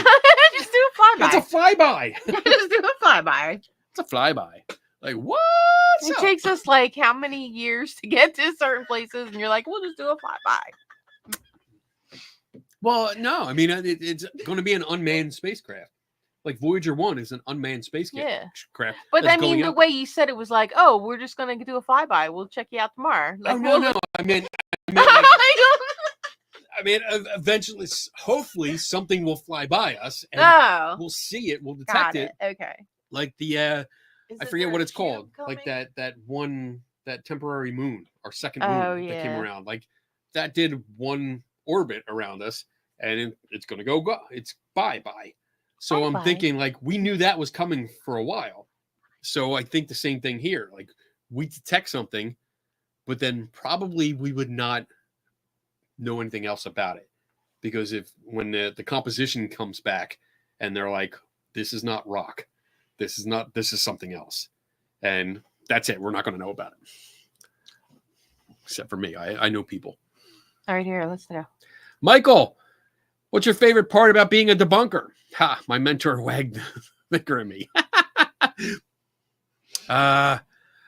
So I think I've already said this a bunch of times, but I do not call myself a debunker. My title is investigator. I was hired as an investigator to investigate things, but debunking is usually the result of it, and that's what it is. Debunking is a result of it, because you take the falseness out of a claim. That's what it means. My favorite part about that is solving the mystery, because if you look at so many ghost hunters that go out like on YouTube and on TV and stuff, they don't solve the mystery. They perpetuate it. They keep it going because they give you a lot of jump scares. They give you like, I don't know what that is, or dude, run, stuff like that. And that's it. They pack up, they go home. When I investigate to solve the case. And for the most part, I do. That's what I do. Kenny's passionate in covering the truth. You can't handle the truth. I mean, that's exactly what I do. And my videos, my articles, and my lectures demonstrate that. So that's my favorite part. And I wish the community would do more of that and understand that when you're an investigator, your goal is to solve the mystery, not go in this like fear mongering kind of thing where you just keep it going and sometimes make it worse. You know, when you tell a family that their house may have demons in it, you're not investigating. You're just causing trouble. You're causing a ruckus. Can you describe the ruckus? The ruckus? Causing a ruckus, and you're being an asshole. So, all right, good one. Carl, who was your childhood crush on? Childhood crush? Donna. He married. Yes. Yes. Oh, look at that. You're bullshit. Look at your face. Childhood crush. No, like grade school, there was a girl named Lisa. She was my crush. Yeah. She sat in front of me, but she hated me. Maybe Hated you stopped me. pulling her hair. Yeah. But you know, Maybe Daisy does Duke. he mean like Daisy Daisy Duke? There Daisy you Duke. go. I mean, yeah. that's. I think everyone my age, every Yes. guy my age, every straight guy my age, I know, right. and I think even some of the gay ones. I I mean, Daisy was hot. I mean, I think you can appreciate no matter where you're coming from. You're like, Daisy's Dukes were hot. Daisy Okay. Dukes. Like you made sure I was in front of that TV. Mm-hmm. Here we go. Yeah, Daisy. Yeah, everybody says they love the car. Okay. What car? yeah. I didn't tune in for the car. All right. Oh, that was good. Storm. What I'm saying is that you tear apart a piece of equipment and you have good points, then others take that and start calling people fake because they use it. Do you think that's right? So, no, I don't think it's right in most cases. So it really depends on how the people are using it. Understand that when the information is out there, it is the obligation of someone calling themselves an investigator to thoroughly understand what they're using. So if the information is out there that, like the DR60, that's a perfect example. The information has been out there for quite some time that it is a load of shit. It is a horrible product and there's lots of flaws. And we know exactly what causes the flaws that some ghost hunters interpret as ghosts. We know exactly the process. So if people are still using it, they are not. They are actively ignoring the information that's out there. So that's a problem. Are they deliberately faking it? No. You can't say that. Faking something is having the intention of deceiving someone. So if you are aware of the information and are still using it, then yes, you are faking. If you are using it without knowing the information, then you're not investigating. You're not properly understanding the equipment that you're using. And that's something like I'm constantly looking up what people are using or other methods. I'm constantly learning about different places and new developments because that's part of the job. So if they're not doing that, they're not a good investigator. I wouldn't call them fake. I try not to say fake because I think, to be fair, if you call someone fake, you are now making an accusation. You are making a claim, and it's on you. The burden of proof is now on you to prove that they are being fake, that they are deliberately trying to deceive someone. So you need to have good data, good evidence to back that up. Some of the psychics that I've investigated over the years, I do think are fake, and the evidence that I've gathered against them have proven that they are fake, that they are deliberately trying to deceive. And that's the only time I will use that term. So yeah, I don't agree when you see a lot of YouTubers and their thumbnails that constantly say fake, fake, fake. I don't really agree with that because, well, if I don't watch the video, then I really don't know. I mean, maybe they are faking it deliberately. I don't know. I really don't until I watch it. And I'm like, well, they kind of seem like they believe it's true and they're just going with that belief. But again, they're not taking the time to keep themselves updated. And that's this kind of hobby is not something you just learn once. It's a continual revolving door of updating your information.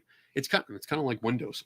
It's Windows. You constantly have to update over and over again. And that's what it is. You really have to update constantly to keep yourself aware of what's going on and new practices, new information, whether something's valid or not.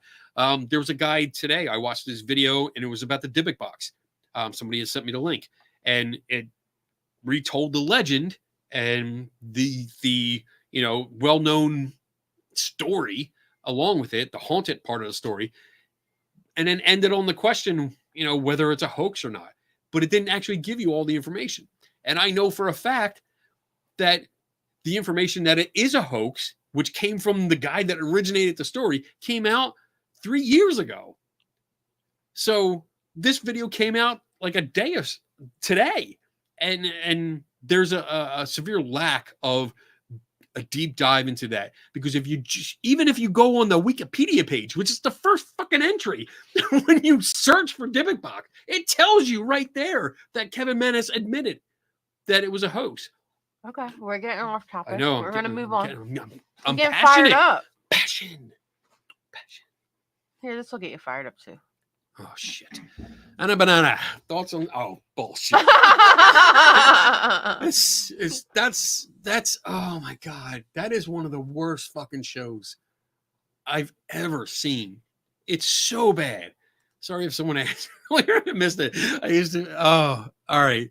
It's so bad. So bad. I mean, there's nothing there. They are good at editing. There's been so many episodes of that show where they actually edit pieces of video out of no, wait. The continuity is wrong. They will take clips and put them before other clips that happen to make a certain narrative. The settings on a lot of their meters are wrong settings. It's ridiculous. It's so bad. Stop watching it. Don't watch it anymore. Please. I used to be glued to the show on Discovery Channel. I hope that you are not glued anymore and you just stop watching it. Bob, Oak Island's not in that category, Bob. It is. Oh God. Yeah, it's right there. They find stuff. Yeah, they find stuff because they plant it there. No. Here, next question. Drop it. Archaeology. Yeah. You're like, you didn't even read the question out loud. Do you like? Yeah, I did. Do you like archaeology? Archaeology. Yeah. Yeah, I do. I don't follow it closely, but yeah, I do. We've done a little. I don't know if you could say what we did was archaeology. Well, it kind of was. We were looking for fossils. Yeah. But, all right. I think that's the easiest question of the night. Thank you.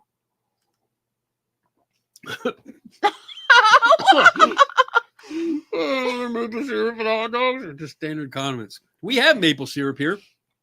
Maybe you can bring some, Cat Mac. You're from Canada. You probably have better stuff up there. Bring some down. Bring the good stuff. Down. Yeah, Adrian Hill keeps complaining. Like every time I bring up maple syrup, she has to say, if it's not Canadian, it's not maple syrup. We have maple trees here. Canada is just lines on a map.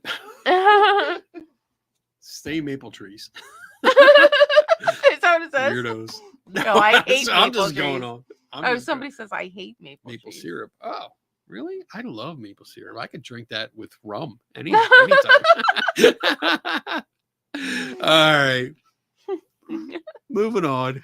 These are fun questions. I like we them. got some good Get ones. me all passionate and shit. If he was still alive, would you rather interview Carl Sagan on your podcast or the very much still alive Neil deGrasse Tyson? It would definitely be Carl Sagan. definitely be Carl Sagan, because I mean, unfortunately, I only have the benefit of watching recordings of him, and his ability to speak and break down the universe to you in simple yet elegant terms is just fascinating. I will sit and it's like oh my god, what's his name? Oh my god. Shit. What's the you're one of the favorite movies. The Prison Break movie. The Prison Break With movie. the black guy and the white guy Oh, and the friends. yeah, yeah. The black guy. What's his name? Oh, I don't know his name. Oh my Yeah. god. What's Tom Hanks was in that movie, wasn't it? Tom Hanks? Tom Hanks. What movie are you thinking of? No, who was in that movie? I don't know what movie you're talking about.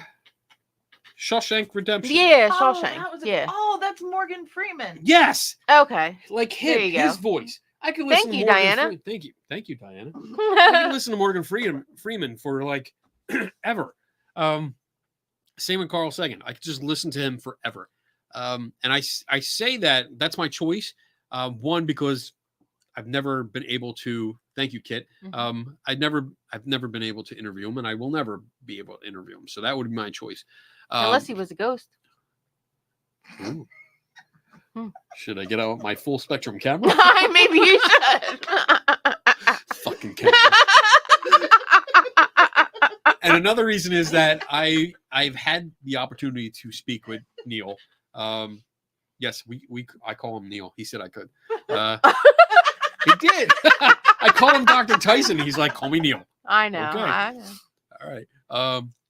I've spoken to him at SciCon and on other occasions, and he won't do it. I've asked him to come on here, but he doesn't do like skeptical specific kind of shows. So that's just his thing. So, but I'll be seeing him, and we'll see him in like 2 weeks. You'll see him on Monday. Yeah. No? 2 weeks. SciCon. He's not gonna listen to this. Oh boy. Here's a good one. Anyway, moving on. Pay no attention to that. Use the S's method to talk to Carl Sagan. You think you're funny? You want another date? This is how you get no more dates. This is how your dates end. Oh. Estes method. We my love God. you, Cat Mac. What a waste of time. Oh, man. All right, question. All right. Carl says, if a family spirit offered to take you to the afterlife and back, would you go? Hell yeah. Yeah. Why not? Fuck yeah. As long as you bring me back. Like, do I have a guarantee?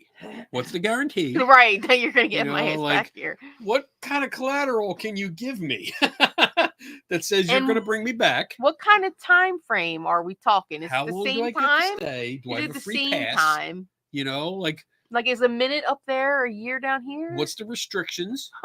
You know, like, am I not allowed to touch anything? Because that would suck. I want to touch. I want to poke. Can I bring Let me anything know. back? And then, but yeah, definitely would. Definitely, absolutely would. Just like if, you know, it's not going to happen, but if an alien landed in our backyard, which won't happen, but if they did and said, hey, you want to drive? I'm like, yeah, let's go. I'd be like, got my drink, let's go. You ain't going to pull me over up there. Man. Good question. Julie R. Do you think what people call ghosts could be some sort of beings, not a pasted individual? A past individual. Past Like past individual. I don't know. And I say that because, to be honest, I don't know. And two, in my experience, again, in just my experience, most experiences have a logical explanation, or not enough information to actually point to a ghost. It's just, it points to, I don't know. There's a lot of mistakes, a lot of misinterpretations, a lot of assumptions. Don't drink and fly. But it's a spacecraft. I mean, it's a flying saucer. I'm gonna do it. And Aliens are afraid of Rummy. It would be. She barks a lot. She's so loud. Oh my God, she's so loud. I forgot where was I? I think you answered the question. Okay, that's Donna's way of going. Like, let's go. Let's move on. If he go. We didn't, still got a Julie lot of R, questions. let us know. We're going a little bit over. We're gonna play her song. I know. I just don't want it to be really long. So let's go. Has anyone ever asked you to make a ghost hunting device? No. No one has ever done that, and that's good because I can. Like, I don't know where to start. Because we don't know if ghosts exist. We don't know what. I don't. Like I said, I don't think they exist, and I don't know what qualities to look for. We haven't caught one yet. It's like me asking you to build a device to find an iskabibble. Iskabibble. Iskabibble. Iskabibble bibble? Iskabibble. Like, do you know what it is? No, I don't either. It's just a figment of my imagination, but yet, like, we have no idea of the qualities. So I wouldn't be able to make a device like that. I'd have to ask you, like, what's going on? Like, what? Mm-hmm. That's usually what I do. What's going on? What do you think is weird? You know, because some experiences are not really weird. It's just that person might think it's weird. So we'd have to start there. Good question, though. All right, here we go. Cat's Meow. Do you believe in any type of afterlife, or do you believe everything just ends when you die? Yes. I think right now, my understanding is it just ends. I don't have a belief. I don't hold any beliefs, to be clear. I don't hold any beliefs because I have the dogma theory, and not dogma is in Catholic dogma.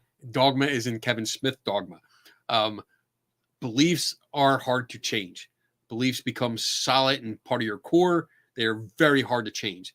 Ideas are much easier to change. So I have ideas.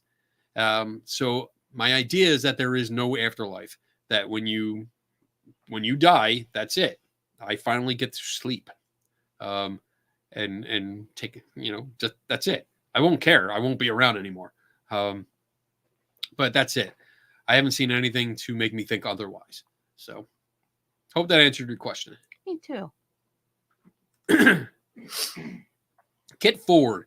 Is it just me? Maybe. Probably. It could be. Could be, yeah. Yeah. When you Most of the time it is. Yeah, it's usually you. It's not me. It's you. Or is it annoying and dumb when cryptid experts? Oh boy. Here we go. One, instantly assume all cryptids exist, but then B, put every type of cryptid geographically all over when it's just wrong. West Virginia trolls. So this was my partner in crime when the one speaker brought up the Grafton Monster possibly being a troll and put up a picture from Harry Potter. Oh. what an idiot. Yeah, it is annoying and dumb. It's annoying when there's an assumption that cryptids exist, and that's when you really show your bias, and that you're not willing to investigate the claim, because it's you automatically accept something as real without evidence, and we call that faith. And sometimes faith can help you. It feels good. Some people treasure it, and it's part of their lives. But when it comes to claims like this, especially when you're out promoting it to the public, then it's something different, because now it's open to criticism, and usually that criticism is not taken well, but it's deserved. So yeah, it is annoying. I agree with you, Kit. You'll have to come down with me next year, because she's fun. Yeah. Creastorm, you see a ghost for the first time and you've poked him. Now what do? Well, it depends on if they're squishy or not. Weren't you here last week? We talked about being the squishy ghost. If it's squishy, I'm going to be like, that's interesting. And then I'm going to make eye contact. If it has eyes. Well, hopefully I'll make eye contact beforehand. Like, I'm going to be like, poke. And from there, I don't know. It's I think like the question of like, are you a ghost? What are you? And maybe like keep poking. As long as they don't get mad, you know, because because keep like poking it. Like keep poking them. I'd be like, what the fuck? I Stop know. See, poking me. like as long as they don't get mad, I would poke a little bit more. Just be like, all What right. if he started poking you? What would you do? Well, be like, what are you doing? What do you do? Because I'd poke like face, and then You're gonna poke his face first. yeah, You're gonna go right in. Like, balls deep, baby. We're going boom on skin. Well, skin. Like, I'm sorry, but if I came out, if I clothing. saw somebody, the first thing I would not do is poke them in the Well, face. I'm not saying somebody. We're saying like a potential ghost. So I want to see if like this is squishy, and then here where the clothes are. If I was going to it's poke closed, somebody if for the it's first naked. time, I would poke them in their body, not their face. But I want to see both because if first, I think I'd realize right away if they're naked. I would hope so. Because I don't think ghosts should be clothed. You think? Well, I think they are should be they going to naked. be human naked or? Well, yeah, well, what kind of naked are they going to be? You think? Okay, so your idea of a ghost. This is not alive, right? So it can't be dead. So your idea of a ghost, what a ghost looks like? Naked. Just naked people walking Naked around. people. Naked people, which totally redefines the idea of poking them. I know. Like, wait, this is not right. I'd be walking up. So I want to change my answer. The first thing I would say was like, all right, fella, tuck that thing back. Because I'm going to poke you. I'm going to poke you. So I would imagine they're naked, which would only require one poke. But if they're clothed, I want to poke twice because I want to poke without clothing and one with clothing to see if the clothing feels different or if it's still squishy.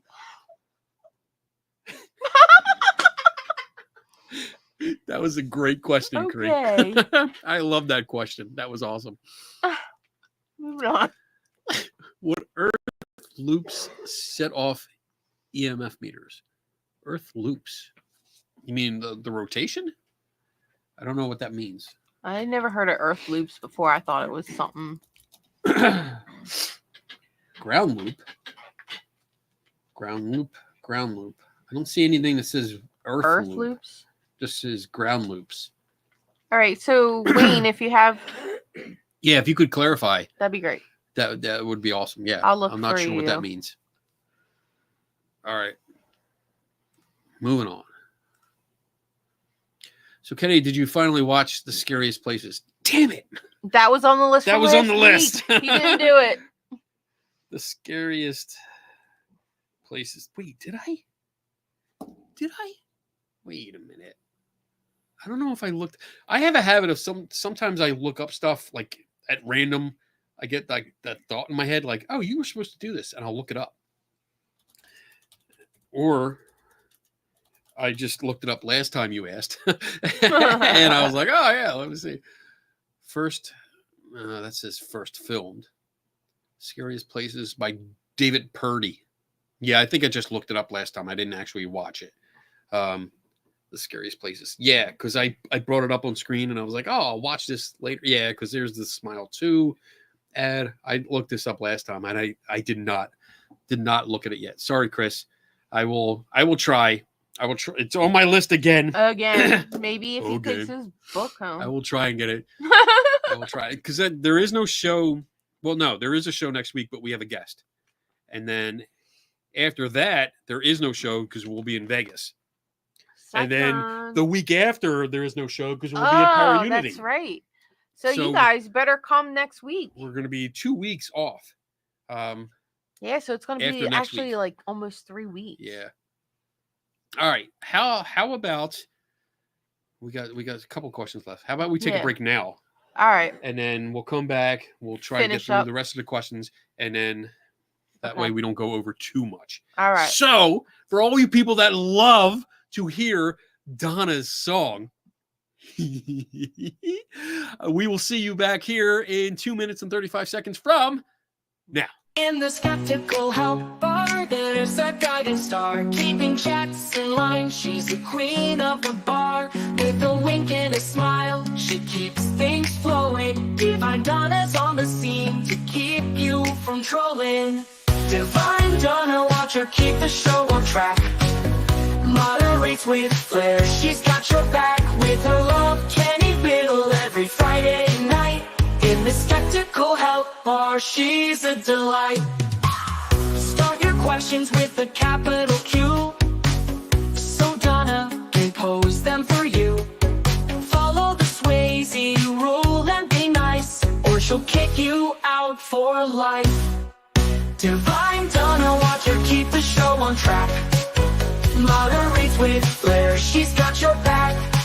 With her love, Kenny Biddle every Friday night. In the skeptical help bar, she's a delight. Rarely says a word, unlike her hubby. Doesn't let the show run into hour 3. She may be quiet, but she reads all the chats. So say hi, or thanks, she deserves that.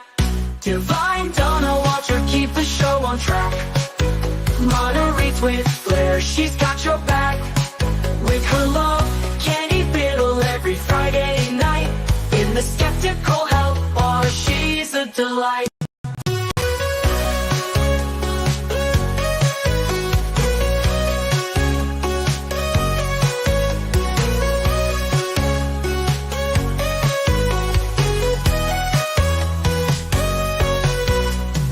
Rarely says a word, unlike her hubby. Doesn't let the show run into hour 3. She may be quiet, but she reads all the chats. So say hi, or thanks, she deserves that. Divine Donna, watch her keep the show on track. Moderates with flair, she's got your back. With her love, Kenny Biddle every Friday night.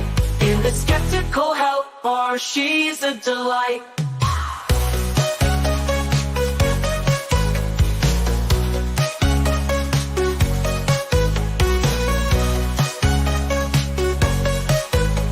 The skeptical help bar, she's a delight. Oh, that's good. That's some good stuff right there. Spook around, find out. I love this shirt. It's so cool.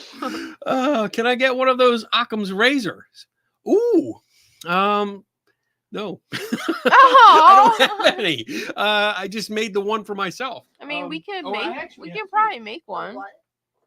The Occam's razor. So I made that because when I was playing around with the laser machine, I mean, I was looking. Actually, I did yours first. Mine came out really nice. Yours came out really nice. This has a bit of a curve, you can see there. So it didn't come out as well as I wanted to, but it did come out really good.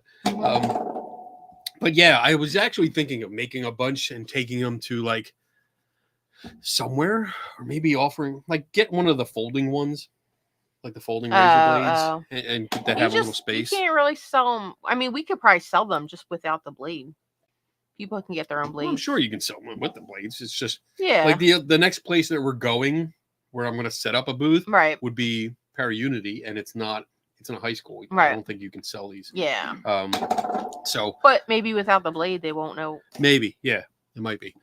Because you really don't need a blade. Right, that's what I'm saying. I mean, it's just like, I love it though. I was just looking around for things in the garage that I could laser, and I ran out of tools. So, what else is there? That's exactly what happened. And then he's Really? like, "Do we have any more of these?" I was like going through dumpsters and stuff. What can I find? Because I need stuff I want to play. All right, Oliver. Hello. Is there anyone in the paranormal world that you would like to sit down and ask questions?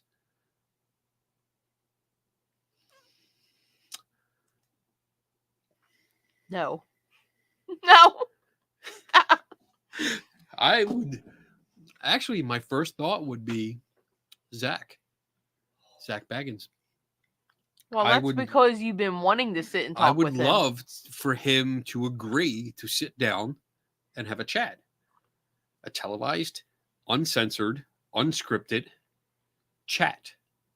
Because I have a lot of questions for him. Like, why do you make shit up?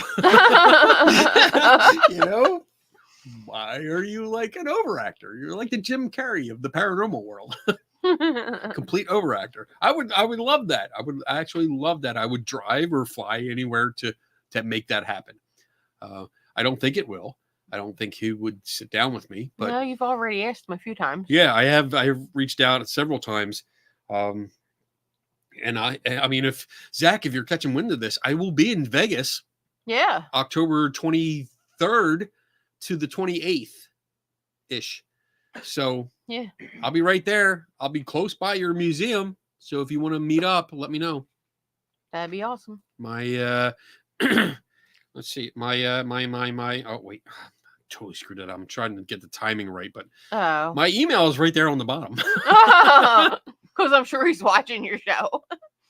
Snip it and send it. Yeah. All right. Moving on. Yeah, I don't think there's anyone else that would. Here's one's just a follow-up for that. Are you going to his museum while you're in Vegas, or are you still banned? As far as I know, I'm still banned. I've already been there twice.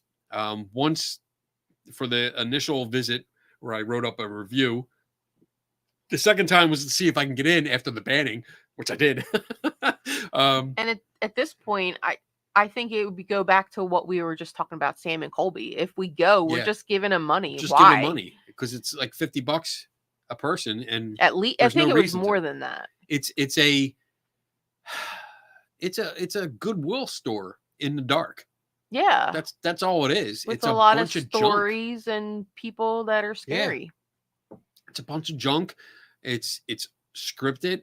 If you ask questions off script, they can't answer your questions. So there's no reason for me to go there. Unless, of course, Zach invites me. You want to sit down, Zach? Yeah, $57 to get in his place. I'm not going to pay. $57? It went up? Yeah. And that's probably without tax. People, stop paying him. Stop giving him money. Stop watching his show. I heard his new show sucked ass. Well, whatever. I mean, the whole series is out already, so I thought that was kind of funny. That it released the whole season at once, but I heard it was really, really bad. Look at the prices. General admission, $54. RIP All Access, $86. I told you it was more. Yeah. Jesus. That's ridiculous. That's ridiculous. And I heard, I know the last time we went, the RIP Access let you go down the basement.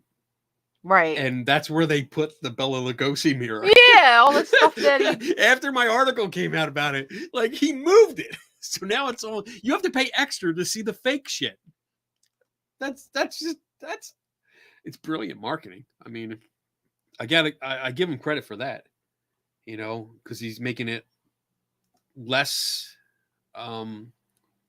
attainable, I guess. Yeah. So it makes people want to see it more.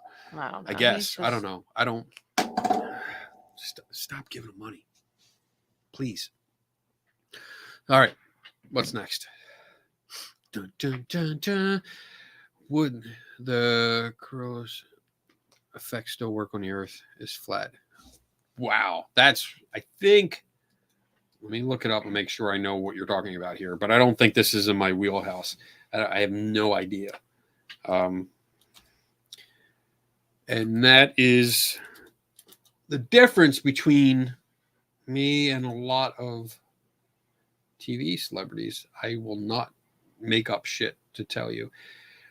The force is an inertial force that acts on objects in motion with a frame. Wow, that's technical. Wow, there's formulas. So this is above Kenny's grade. Inertial. He doesn't get paid for that. Force that acts on objects in motion with a frame of reference that rotates with respect to. Wow, this is. I'm going to guess no.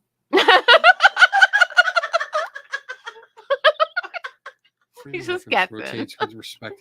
I'm sorry, Carl. He doesn't really know. With clockwise rotation, he acts force on motion.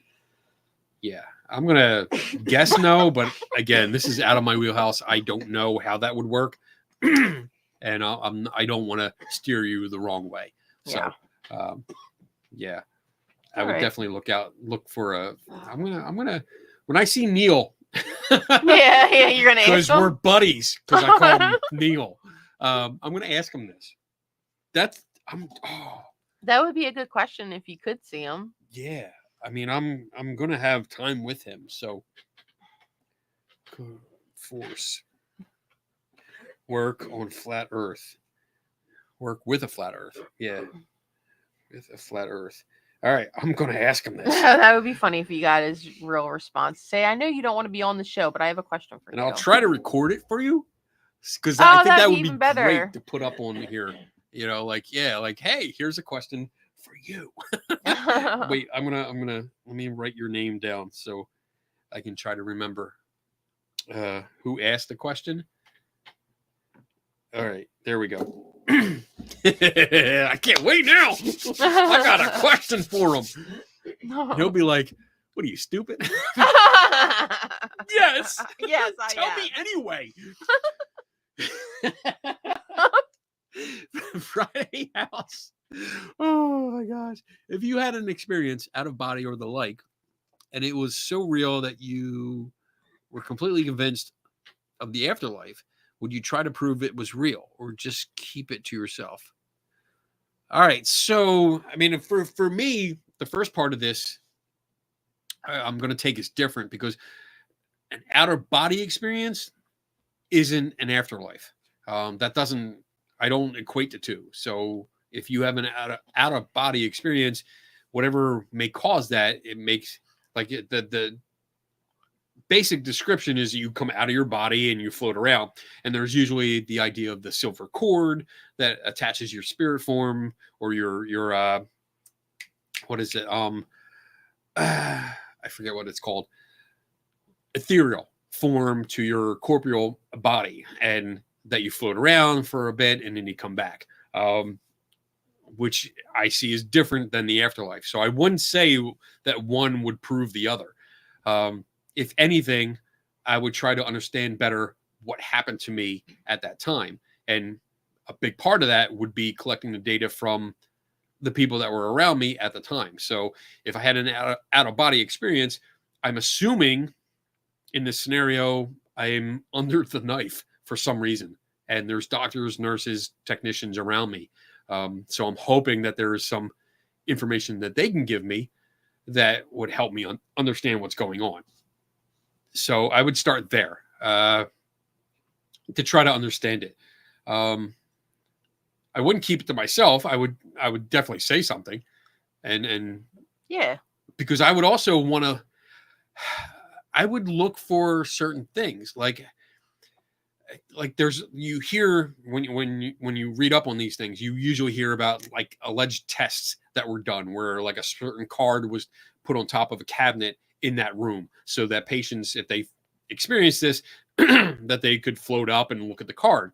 But from my understanding, these tests were invalid and they didn't work the way they should have. Yeah, that's right, Tim. I cannot keep things to myself. Everybody knows. Something happens to me, you all know. Because I do a live show and I don't have any privacy. I just let everyone know. But I would do something where if I was floating around, I would definitely try to go somewhere like on top of cabinets. Like if you clean the top of cabinets, this is where I'm going to go with this. Oh my if you God. clean the top of cabinets, you can usually find a dead bug somewhere. And I would say, hey, I woke up, there's a dead bug on that cabinet and its legs are up here. It's got 4 legs. That would be something I would give them so they could check. That should be an objective check there. I don't know if it'll work. What? You're on the table. About the You're on the table. So you're gonna say, I'm gonna in surgical room, and you're gonna float above it and look at the dust. I'm gonna float on top of it, and you're gonna know to do that. So when you come back out, you can be like, hey, there's a dead bug up there. Yeah. It's my show. I want out of body experience how I want. I don't know. I'm just trying to figure it out. If that happens and I'm aware of it and it's not more dreamlike, because most dreams you can't do any. You're a spectator. That's it. Unless you lucid dream. Lucid. And then you have some control over it. Dude, you write your name in the dust. With what? I don't know. Cat's Meow said that. I'm all like squishy. You're squishy. I'm not going to be able to touch the dust. I'm squishy. He's not going to be able to touch the dust. I'm sorry, Cat's Meow. I love all of you people that watch my craziness. No, we did Friday that House. We did that. There we go. What are your tattoos? Ink. I have Thor's hammer. I have a shortened dagger version of the Highlander sword from the movie. Because my son's name is Connor, and his name is right there. I have Superman with Donna. I have the Scooby-Doo gang and the Mystery Machine. I also have both the Rebel Alliance and the Imperial Army. I have the Eye of Ra on my back, and that's it. I'm hoping to get a Ghostbusters logo. I want to get a Ghostbusters logo on my calf. So if there's anybody that does tattoos that's in the Buffalo area and they can give me a discount because I'm poor, I will show off your work. I know that sucks. I hate doing that. It's like, oh, I'll give you in exchange. I'll promote you. People used to do it all the time. I know, but you know what? Trade off. It's not really a trade off. It really isn't. Like, why not? Because how many people are going to go to the person? I don't know. Like, I want to make it worth their while. I don't want to cheat them out of work because it's usually expensive. I mean, these were all expensive. Well, we could give a gift certificate out. Ooh, we could do that. A little promotion. Yeah. But yeah, if you're in the area, I would love a Ghostbuster symbol. I tried to I almost got it in Gettysburg, but I got bumped. I was on the schedule and then I got bumped because somebody couldn't figure out what the fuck they wanted. Yeah. So pissed. I was going to have a Ghostbusters. All right. I'm not bitter. Yeah. Fucking people. Did you look into Admiral Byrd? I did not. I didn't do any of the homework. He didn't do any homework. I'm just saying this now. I didn't do any of the homework I was supposed to do from last time. So I will again write that down so I can, let's see, homework. You should just be starring from the week before. I do. I probably do. I mean, it's probably in there, but you probably won't remember, so you're rewriting it. That was a meeting. Skeptical help bar, science, LARPing, belief. That's not it. New and improved Maybe it's museum, in another book. Green suit. Oh, that was green suit ideas to do with Melanie when they were here. Yeah, I don't have. Because the last show with Melanie. It was, wasn't it? Yeah. Misspelled belief. We did one. Oh, maybe I did it. Probably because she was on. Because you were away. It was a show before that. Homework. There it is. No, wait. I answered those questions. All right, we can just forget about it. I knew homework. You wrote that one down? I did. All right. Donna's like pushing me along. Let's go. She wants to go home. Chris Williams. I saw this question earlier, but it wasn't read. If you could talk to a ghost, who would it be? If I could talk to a ghost, who would it be? Harry Houdini. That'd be pretty cool. Yeah. Hands down. That's. Ooh, wait. Uh-oh. Damn. If I only have one chance, which I hate these games. This is just to be hard because there's so many questions I want to ask Houdini about his work and his research, but I would really love to talk to Rose Mackenberg, who was his assistant. She was instrumental in all the work that he did with psychics and exposing psychics. The main article that she wrote in a newspaper, I have poster size right here above my monitors. I would love to talk to her because I have no idea where she's buried, and that she's lost. So I don't know where she is, and I would look like that's the end of that mystery for me. And she was an inspiration, so I would really like to be able to talk to her and say, hey, you know, where are you? Because no one knows where she is. Yes, Cat Mac. That's awesome. So they'll be talking about her? Yeah. She's an amazing person. And under what is that? What's the word? I don't know what you're talking about. She doesn't get the credit that she deserves. Right. She did a lot of work for Houdini. And I mean, she basically paved the way for his shows where he exposed the local mediums. And she did all the undercover work, underappreciated. So yeah, I would love to talk to her. And I think I would take her before Houdini. If she's available, you know, like I don't want to disturb her. Thank you, Bob. All right. Bob. Is Lord Chuck Nice also attending a PsyCon? Neil's. Oh, I don't know. That'd be cool if he was. Yeah, that'd be really cool if he was. I don't know if he is. I know, well, Neil and Dr. Brian Cox they are our two keynote speakers. So Tim knows. Oh, no. Okay. Right. There you go. Tim Binga, if anyone doesn't know, he is our librarian and all around awesome guy here at CFI. We do a lot of projects together and work together. And so, yeah, if something's going on like that, he knows. So when you guys ask me certain things and I'm like, I don't know, I'll check on that. Yeah. It's usually him that I talk to. So awesome. Goshen Paranormal Society. What is up, people? There's probably only one person. It probably is. I don't even know who's behind that. So I don't know. I don't know who you are. Maybe they'll tell us. I don't know where you are, but I will find you. No, I'm kidding. Kenny, have you ever looked into work of Huff Paranormal? Oh my God, I hate that guy. I've looked at his work. It's completely ridiculous. The fact that he uses celebrities after they die, celebrities who have a plethora. I love that word, plethora. Plethora. A plethora? Plethora. Plethora. Tell me, what is a plethora? Anyone get that reference? Anyone? Tell me in the chat. So there is a lot of information out there. When you have celebrities, there's tons of sound bites for them. So it's so easy to make that happen. And like now it doesn't even look like he tries. It's just lazy writing because it's any kind of noise that comes through. He just attributes to that celebrity. So I don't like what he does. I think he's a complete fraud.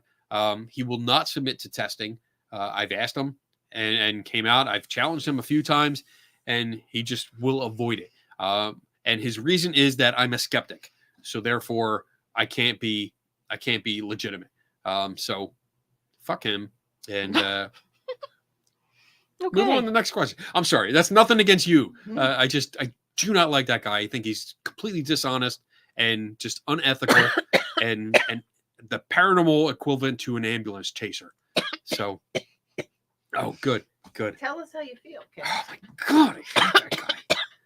It totally exploits. Like, that's just terrible.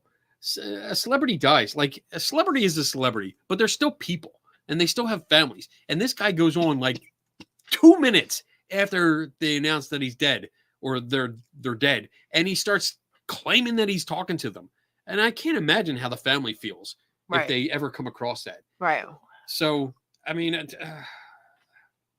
not going to say what the rest of how I feel about this because it's going to get into bad shit. Dark. Ooh. Dark shit. Going to go dark. Okay, last question of the night. Ooh, last one? Really? Yeah. Oh, wow. Look, we're only 15 minutes over. No, we still got like 45 minutes left. No, we don't.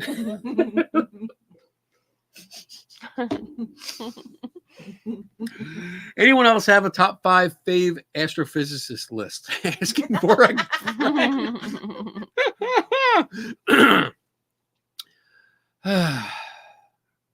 No.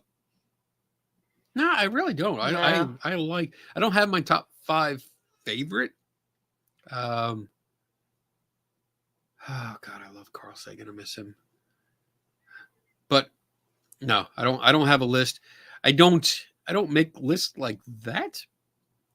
Because I don't really know.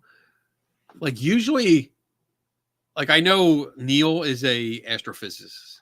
But astrophysicist? Yeah, you just have to say it slow. Astrophysicist. Physicist. But and I know I believe Brian Cox is an astrophysicist. Oh. But it's like I have to look them up. Usually, like I know they're a scientist, but I'm like, what are they in again? I have to look it up. Luckily, I have YouTube.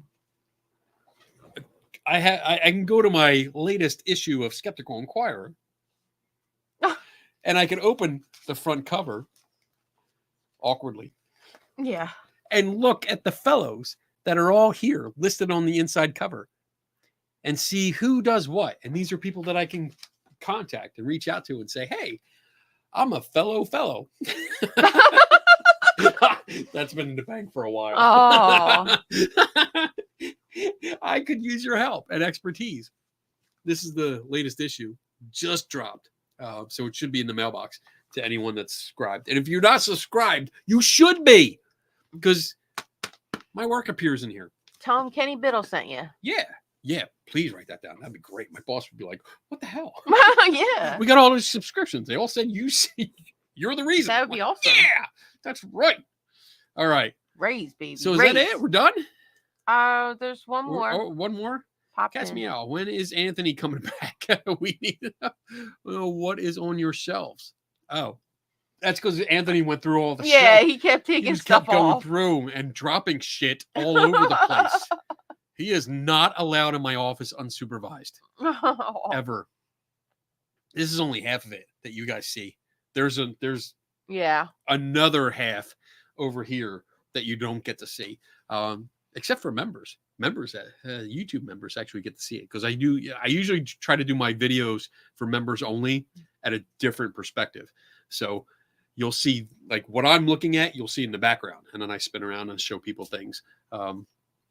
So yeah, Anthony, we won't see them until SciCon. That's the next time we'll see them, but we'll be in Las Vegas. So I don't know next time that Melanie and Anthony will be here, because they fly all over the place. They're traveling all over, between him being a like world-renowned conductor, and Melanie doing her lectures about like thinking is power and what is that? Inoculation theory. They travel a lot, so don't know when they'll be back, but I'm sure they will. Oh yeah. Yeah. All right. No Is doubt. that it? That is it. Yeah, we did it. Sure. We made it through another show. I'm pretty sure I got them all. Sometimes people try to get one in. Yeah, go Here's through. one. Make sure. Here. Oh, there we go. Kenny, question. Do you think anything is buried in Oak Island? Absolutely not. Nope. No, and he refuses to watch the show too. I've watched it, and they only find what they drop. They only find what they plant, because they have to have another episode. And it's great how the entire episode is based on what they dropped. And it's amazing that they just found that. Woo! I don't think that's it's right. Such bullshit. And I feel bad for them. There's a little bit of sympathy I have for them, because they are wasting their lives. It's a passion, though. I mean, it's passion. They have the money. Why wouldn't they? If they really thought there was something there, I mean, they're actually spending the money. So at least they're following their dream. I'm not saying you're wrong, because they obviously believe there's something. I think they're wasting their lives. I think they're gonna get at the end of their lives and realize like they didn't do shit. Well, I think they're still waiting for one more guy to die for the whole thing to be revealed. Maybe they'll stop. Isn't that it? Did they say that in a commercial? Yeah. Yeah, but that one boy did. Later, die. Tim. Well, maybe the son of one of the. Okay, cut Kenny off now. I thought he was leaving, and he's telling me like, cut me off. No, you God, I cut you off.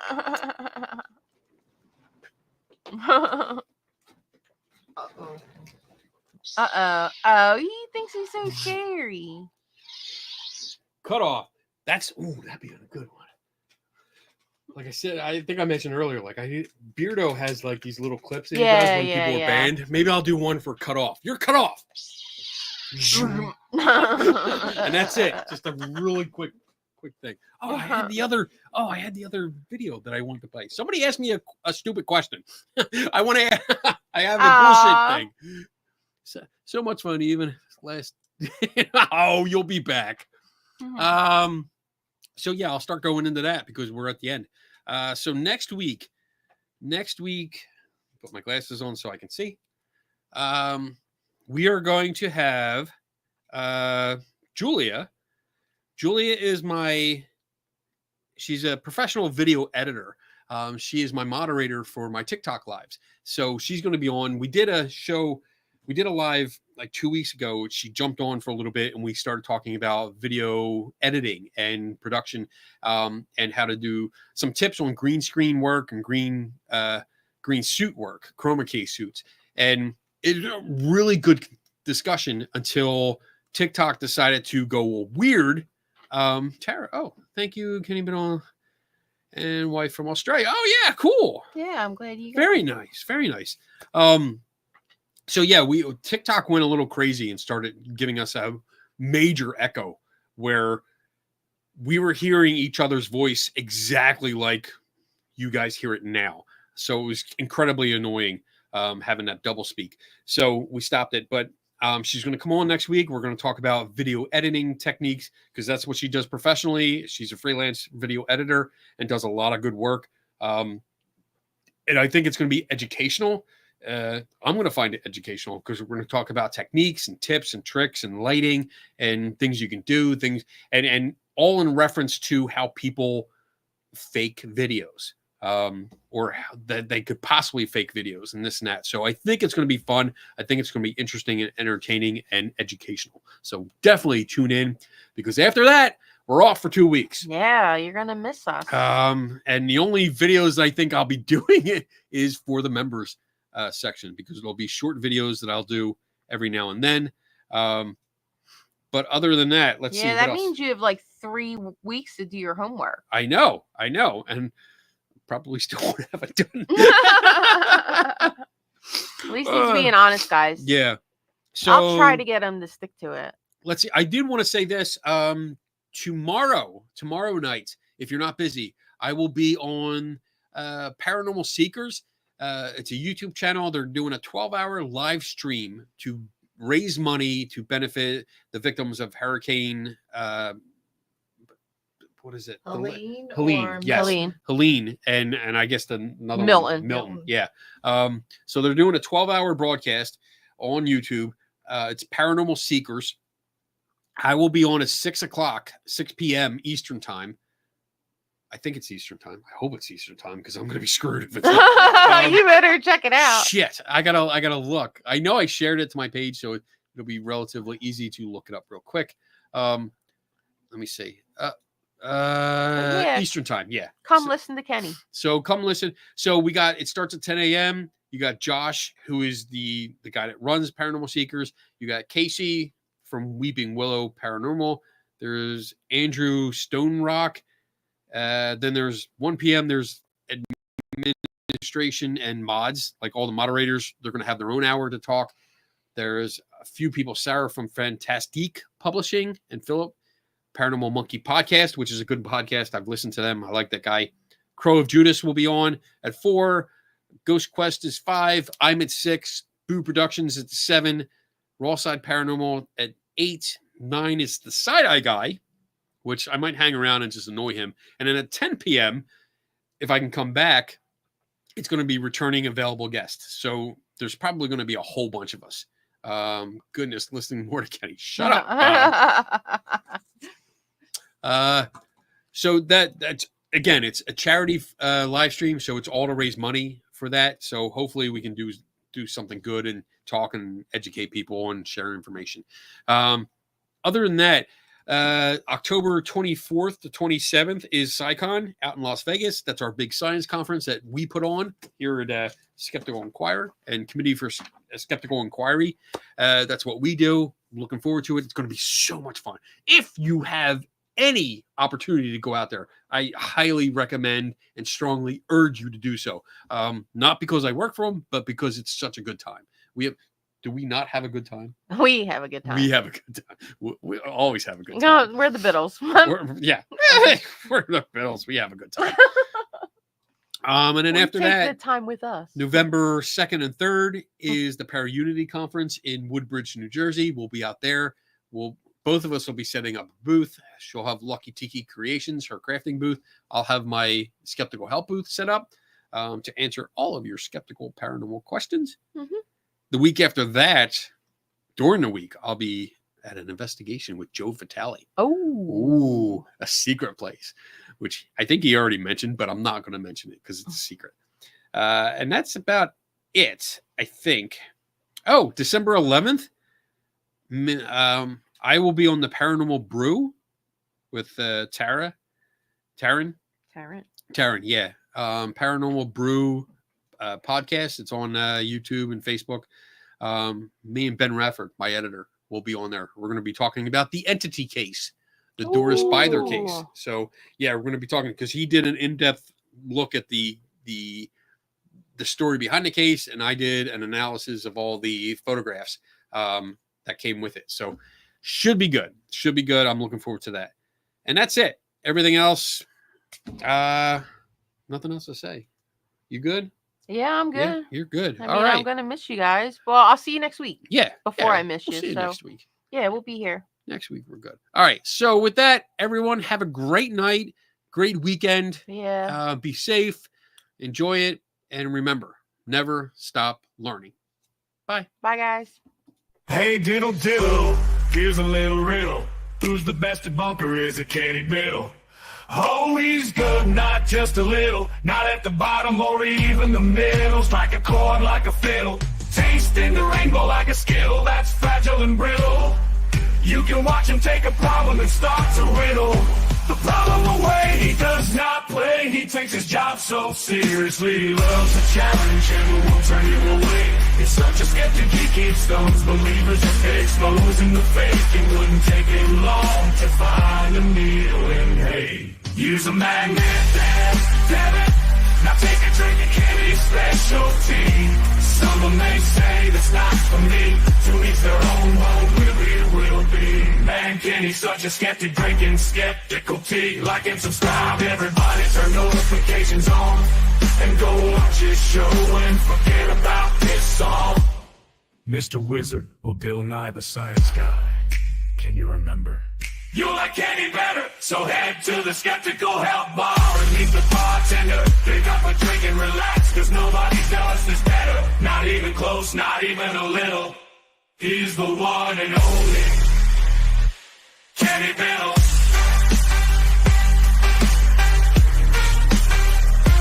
Kenny Biddle.